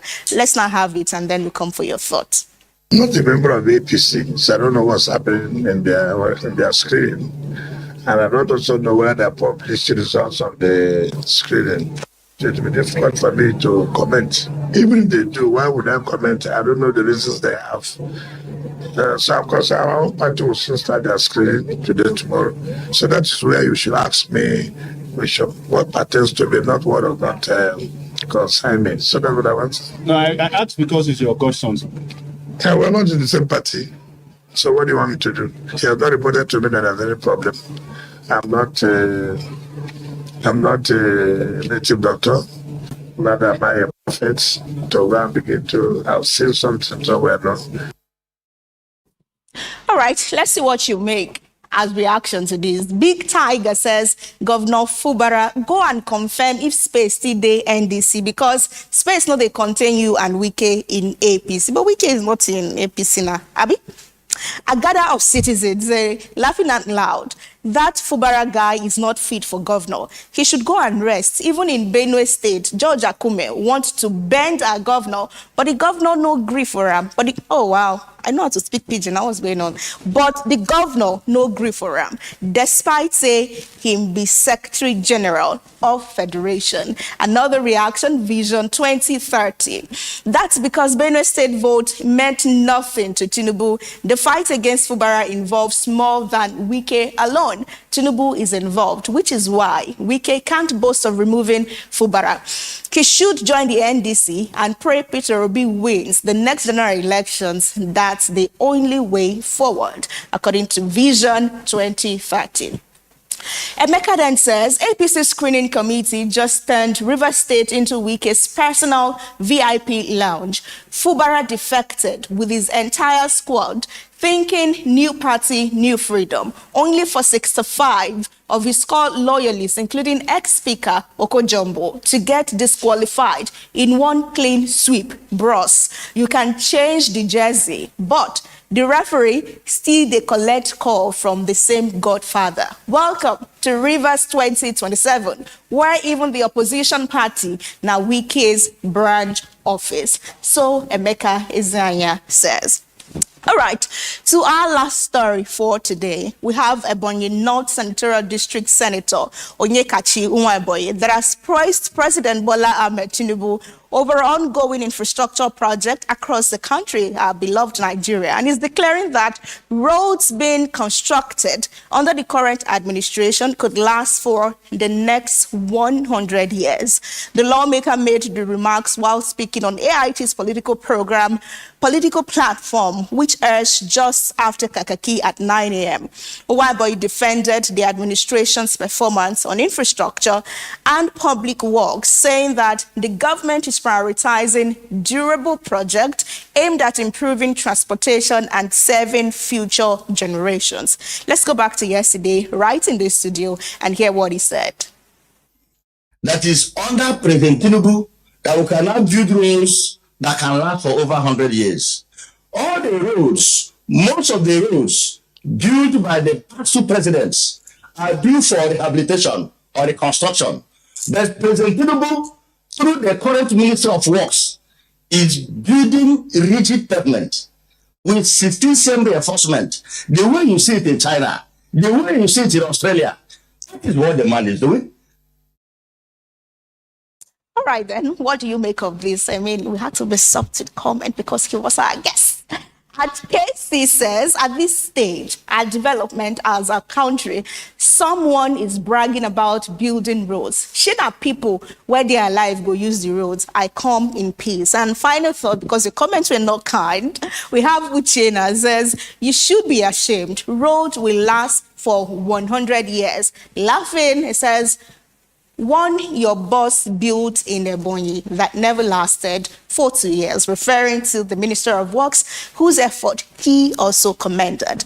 Well, everyone, that's about it on Kakaaki Social this morning. Thank you so much for being a part of it. We are AIT_online everywhere on social media, and I am Rena Obio. After this break, Chuku Yenum, as I like to call him, will continue the program. Don't leave us yet.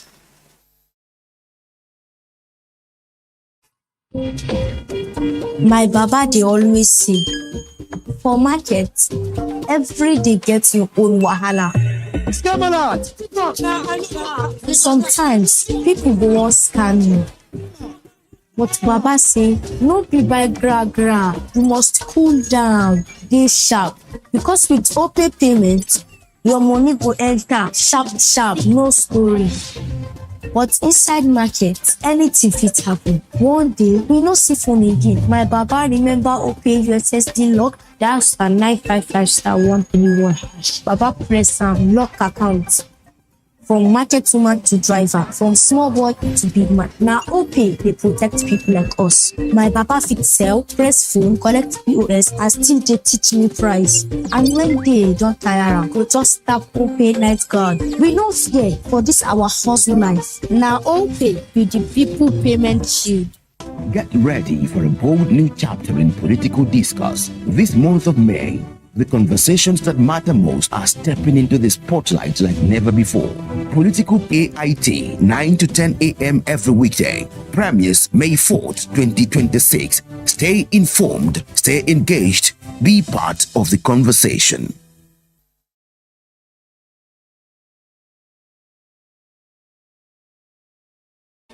In today's global economy, information is everywhere, but insight is rare. Because of the high rate of fuel, the cost of commodities, cost of everything in this country is high. This is unacceptable because Nigerians cannot be made to suffer every time. So, where do you turn for clarity? The right questions. What is in need for Nigerians? Let's really break it down. Income strata wise, revenue strata wise for companies. What are some of the inhibitions that are not making trade work for all? The real answers. Stimulus package must take a different shape beyond what we have seen in sharing of rice, sharing of money. Nancy brings it to you on Moneyline with Nancy. Good morning, everyone, and welcome to Moneyline with Nancy. Clear, well-researched conversations focused on what truly impacts you. Is it that we don't know the number of MSMEs we have in the country, or we don't know where they are? I don't think we can identify 40-something billion MSMEs. It's equivalent as a country. Nigeria has the policy framework in place to be a leader on this approach. You can make farmers bankable. Moneyline with Nancy now airs 10 a.m. to 11 a.m. Weekdays, live on AIT and online. If it matters to the economy, join us. Welcome back to Kakaaki, the African Voice. And you've learned, what Warren calls me as well. All right, now let's move on to our second interview for today. And it is on College of Education Candidates Exemption from JAMS UTME. And we have Dr. Ahmed Lawan Baza, President, Colleges of Education, Academic Staff, UDIO. Dr. Ahmed, thank you so much for joining us this morning. Thank you so much. Good morning to all. All right, good morning. Now let's get into the conversation. What does your union make of the federal government's decision to exempt colleges of education admission seekers from the UTME? Good morning once again. We received the information yesterday after the JAM policy meeting. Okay. And as the union is still processing it because we were not consulted in the first instance to critical stakeholders.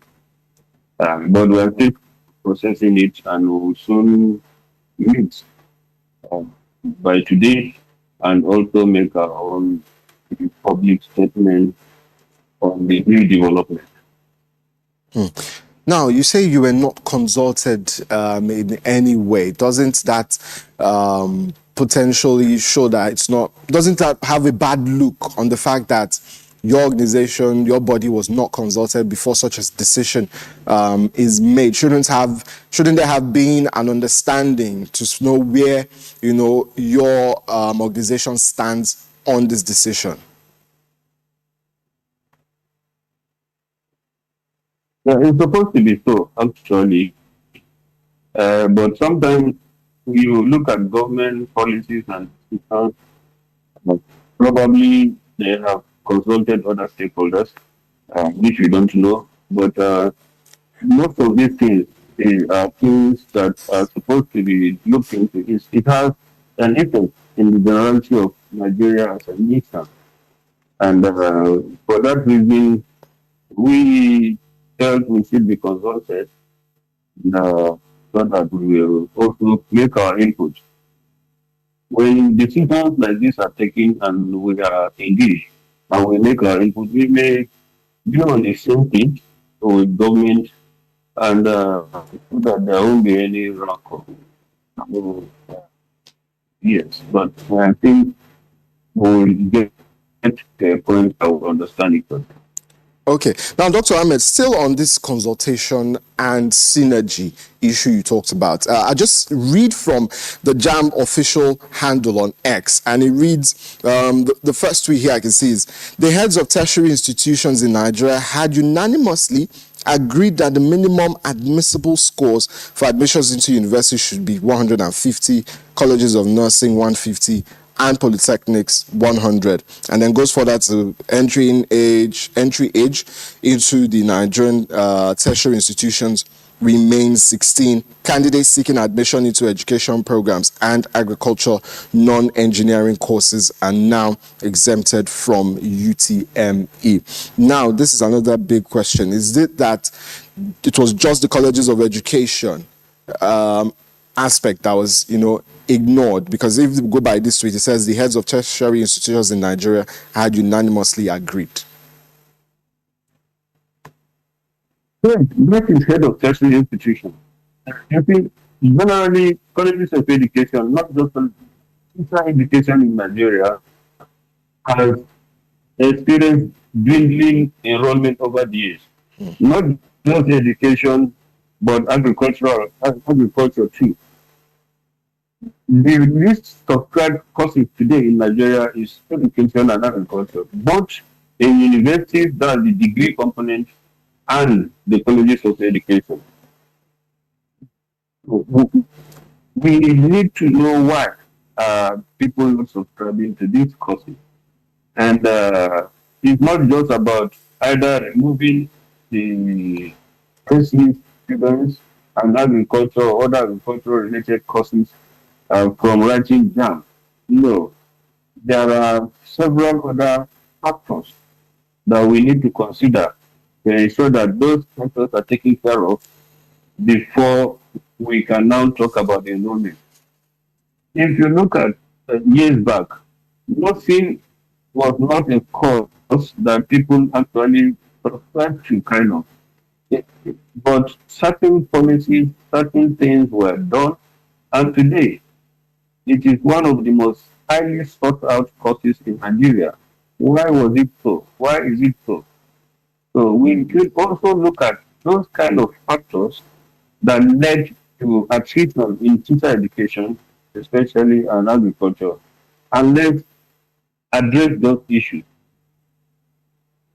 Okay.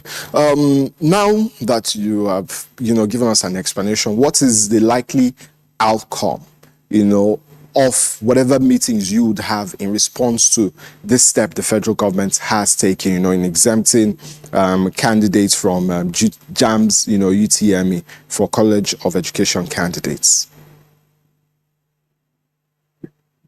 The College of Education Academic Staff Union have always engaged and have discussions with critical stakeholders in the education sector. And we are not saying about whether it is good or whether it is bad. But we are saying if we have met and have our discussion, we would have also make our input, because we are the people on ground, we are the teachers, we are in the sector there. We should be able to provide good solutions to government. But like I said earlier, for every parent that sends his child to school, he expects an investment. He's investing and he expects a return on investment for every parent that sends his child. And when you send your child to teacher education, the return on investment is very, very low. We have reduced teachers to the lowest level of Nigerian strata, and so people don't want to go. But if the incentives are there, and as a teacher, you come out and you have the respect the society will put on you, then you can also be proud to send your child to teaching. But you can say only, teacher education is dwindling. Agriculture is dwindling. Our children don't want to go there. That is the aspect of every country in survival, agriculture and education. And our children are not going there. We need to come together, look at what we can do, and ensure that we attract. For example, one of the major reasons you don't have students coming to College of Education, a student will have to do 3 years NCE, and if he's going for degree, and you will have to spend another 3 years to get a degree. After 3 years NCE, that's 6 years. In between, he will need 1 year to process his results. That's 7 years. Nobody will send his child to go and get a degree for 7 years. When somebody can read medicine, engineering, or professional courses within 5-6 years, you get it. So we have to get the policy right. And that's why we, at the level of our union, have to ensure that the federal government of Nigeria enable the act and amend the act to enable College of Education to award both NCE and degree concurrently without stopping. And what we mean by concurrent is that when you do NC 3 years, you dovetail in degree 2.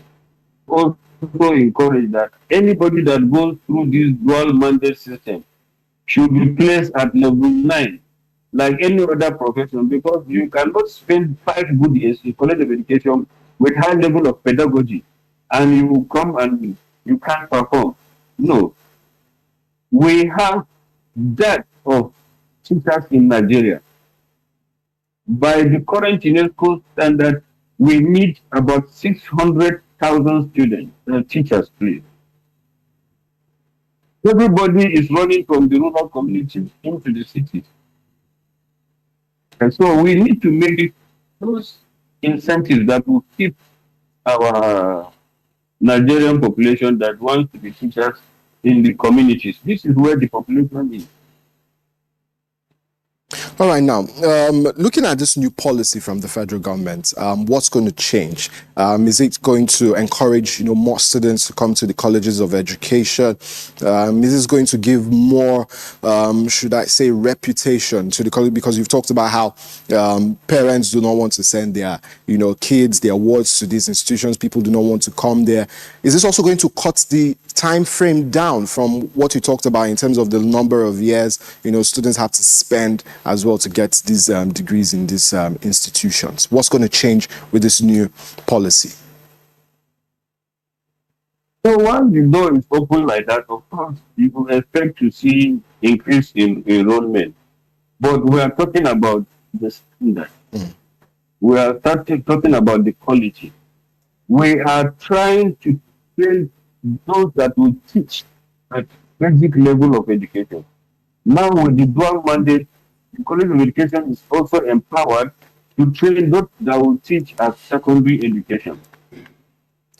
So once we get it right, definitely we will have a good enrollment in our colleges of education, and of course, we will have a better nation for it. Because once you do that, you have a good teacher, better teachers that are well trained in terms of pedagogy and so on, to be able to teach young Nigerians coming up. So it may improve the enrollment into teacher education. But we are looking at how do we ensure quality of what we are doing. And also examination bodies like WAEC and NECO should also stand and standardize their own processes, because this is also a problem. We have a lot of miracle centers whereby we see results coming on a student with good results, even in English, and he cannot speak English. Somebody with A. So WAEC and NECO need to do the needful.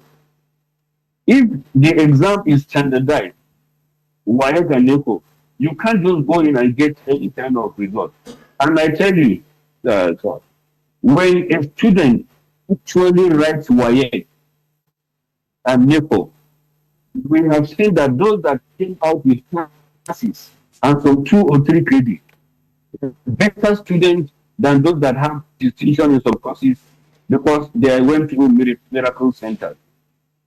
So WAEC and NECO should have to do. So that is why I say all these things have to do with a holistic approach to whatever we are looking at. It's not just about the attrition, it's not just about policy of education, but we have to look at the system holistically. And most importantly, for teacher education, those that have subscribed for it, it's a national need now. Nigeria needs teachers. Okay. And we need to consciously do policies that will attract our young Nigerians to come to teacher education. Okay. The remuneration, for example, we have agreed with government. Government brought a policy to pay 25,000 naira for every student that is going on teaching practice for the period of 6 months. In colleges of education, our student goes for teaching practice for 6 months. That is a policy on paper. Nobody has been paid yet. But if somebody goes for highways, government pays the person. But if they are going for teaching, if you check our record, our students pay for the services. So it's not, these things have to go. Government have to make conscious efforts to pay these our students as they come into teaching practice. As you are a teacher, there should be certain amount. You go to, we are all aware in Nigeria today, you go to a lot of places where a teacher in either primary or secondary school is paid 10 to 15,000 naira. A lot of states are not even paying up to 30,000 naira. We are talking about minimum wage of 70,000 naira, which cannot take somebody home. And today we are still seeking for more, but a lot of state government are not paying it. And we expect miracles. Miracles can never happen. When you have hungry people going to classes as teachers or hungry students going to classes as students, how can they learn under empty stomach? To even come to the institution, to schools now to learn, it's a difficult thing with the current high cost of living. Okay.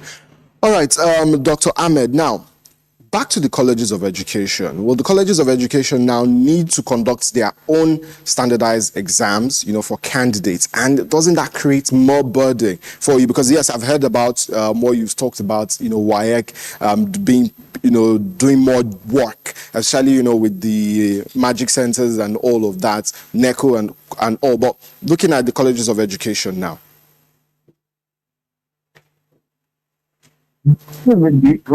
I said, we make a statement.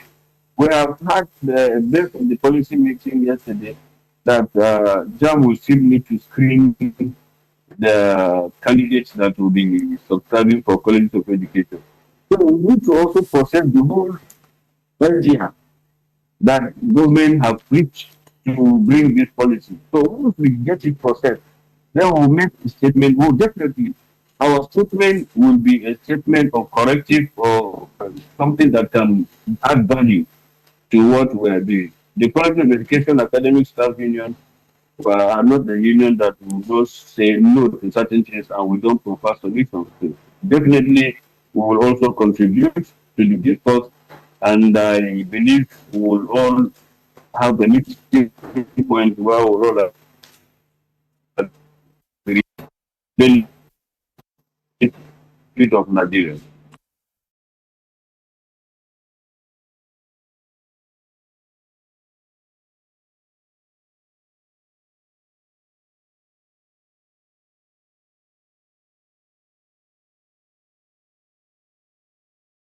Ahmed there, this issue that federal government. Coming up next now on the show is Global Agenda. To stay with us.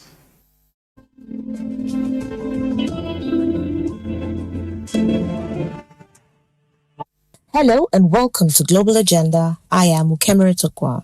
Before electricity transformed the modern world, healthcare was slow, limited, and often uncertain. Medical procedures were performed under lanterns and candlelight.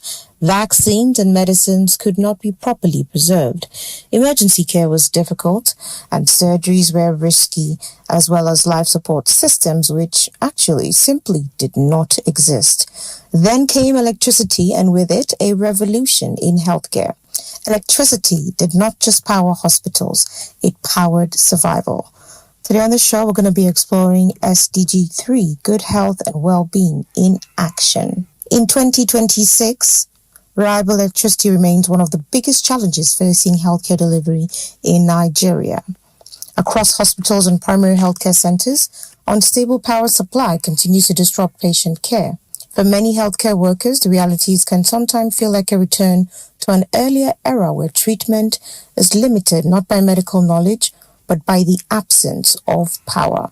Nigeria's electricity crisis has forced many hospitals to rely on diesel generators, which is an expensive and not often sustainable alternative. This is where Sustainable Development Goal 13, climate action, becomes urgent. One solution gaining global momentum is solar, affordable and clean energy. Speaking at the handover ceremony of the solar facilities supported by Gavi, the Vaccine Alliance, and UNICEF at the Pool Primary Health Care Center in Abuja, the minister said the intervention in 371 primary health care centers across 17 states and the Federal Capital Territory will ensure reliable electricity supply for vaccine storage and other essential services. He explained that stable power will strengthen vaccine cold chains, improve working conditions for health workers, and support digital connectivity for health data reporting. Beyond that, it also impacts the community because the solar is not only going to light up the facility, even the neighboring facilities, the neighboring communities will see the benefit of this enhanced light. So it's building the primary healthcare center is really at the center of the community, and we're reaching that by converging effort. As we celebrate this achievement and we look ahead, continued collaboration is vital to maintain. Also for this facility, we have to look at ownership, we have to look at maintenance, we have to look at continuous functionality. The facility has power and light, and this means that at the minimum they won't be able to turn back any patients at night because of the lack of light and visibility. So it's a good example to show how much just 8 kilowatts can change in a health facility. The executive director of the National Primary Healthcare Development Agency, Muyi Aino, said the project specifically targets communities with high numbers of zero-dose children who have missed routine immunization. He noted that the solar system will help upgrade the affected facilities to level 2 primary healthcare centers with essential infrastructure, including power, water, sanitation, medical equipment, and other commodities required for effective service delivery. In all, we are revitalizing actively over 4,000 PHCs now. Almost 2,600 of those are completed. These sort of solar power systems have been put in almost all of the revitalized. But beyond the ones that are revitalized, there's another 400 or so that have just been given solar power because that's all they need to get to level 2. And all of this, again, for everyone here, can be tracked on the PHC functionality dashboard. Without lights, we cannot do anything. Without lights, we cannot even be here today. So this is not only for vaccines and immunization, it is indeed a game changer for the health systems. This energy that has been provided is sufficient to cater for the cold chain systems, is sufficient to cater for all the service delivery points, whether it is ANC, it is OPD, it is sufficient to cater for it. It's also sufficient to cater for night service of the facilities. So whatever the facility needs to run on, these 8 kilowatts inverter systems that have been provided is sufficient to cater for that. Health authorities say the solarization project is expected to strengthen vaccine storage, improve service delivery, and enhance healthcare access for millions of Nigerians living in underserved communities. Powered by sunlight, solar technology has emerged as a cleaner, quieter, and more sustainable source of electricity around the world. Homes, factories, schools, businesses, and increasingly hospitals are adapting solar systems to reduce dependence on unstable power grids and fossil fuels.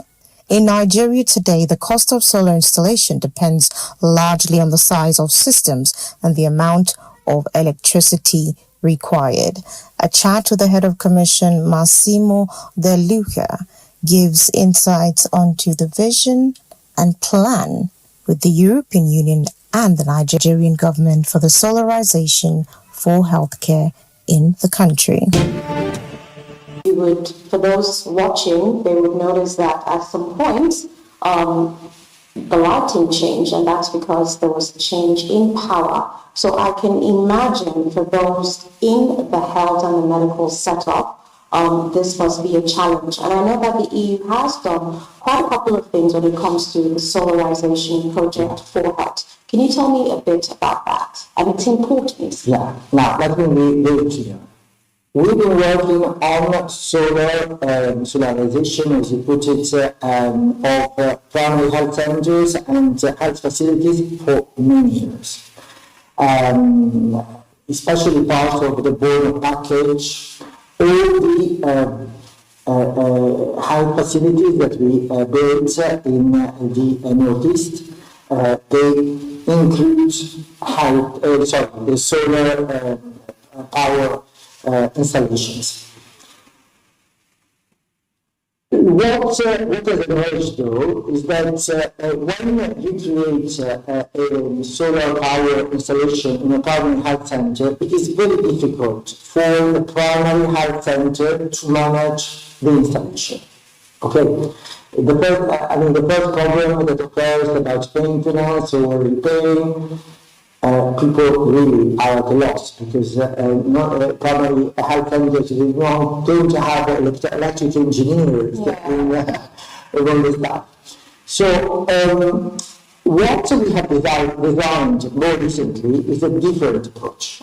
Is to say, and we call it a solar to health. Say, okay, governors, please come forward if you're interested with us to support a number of your health centers, but the vision there is to have solar installations that serve the primary health center, but it can be run as a separate business by, let's say, independent installation managers.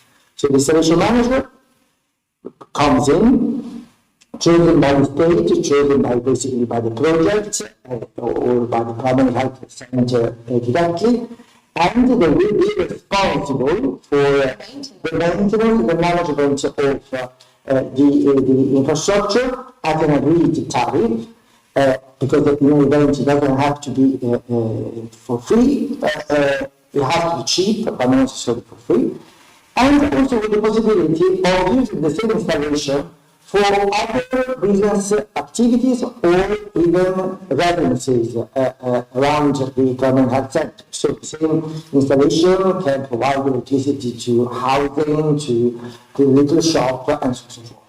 So we've done that for the last 2 years in all 6 geographical zones. I must say, though, that in the Southeast governor, they were particularly keen on this type of projects, and South, they're also very responsive. But we are also present in Jos and elsewhere in the North Central and beyond. Wow, thank you so much for that. As Nigeria searches for long-term solutions to both its healthcare and energy challenges, solar power may prove to be more than an alternative. It may become the future of healthcare itself. I'm Ukemere Tukwa. Thank you for staying tuned to Global Agenda. Join me next week as we explore more of the Sustainable Development Goals. Thank you, Keme. And we have come to the end of the show for today. I am Chukwuyenum Onwaka, and thank you to you out there as well that stayed tuned from 6 a.m. up until this time. Catch you tomorrow on Kakaaki again. Bye for now.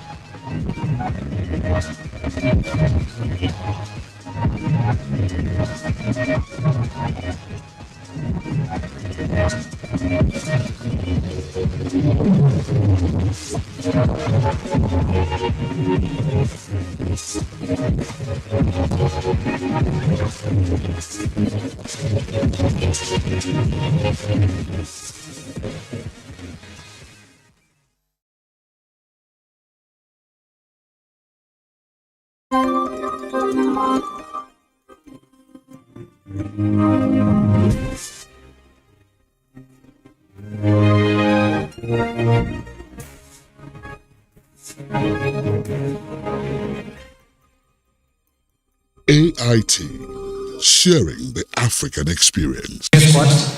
After working on the National Safe Schools Coordination Center, the Commandant General Special Intelligence Force is on the front line, fighting to stop illegal bunkering and the theft of our nation's oil resources, protecting our economy and sovereignty.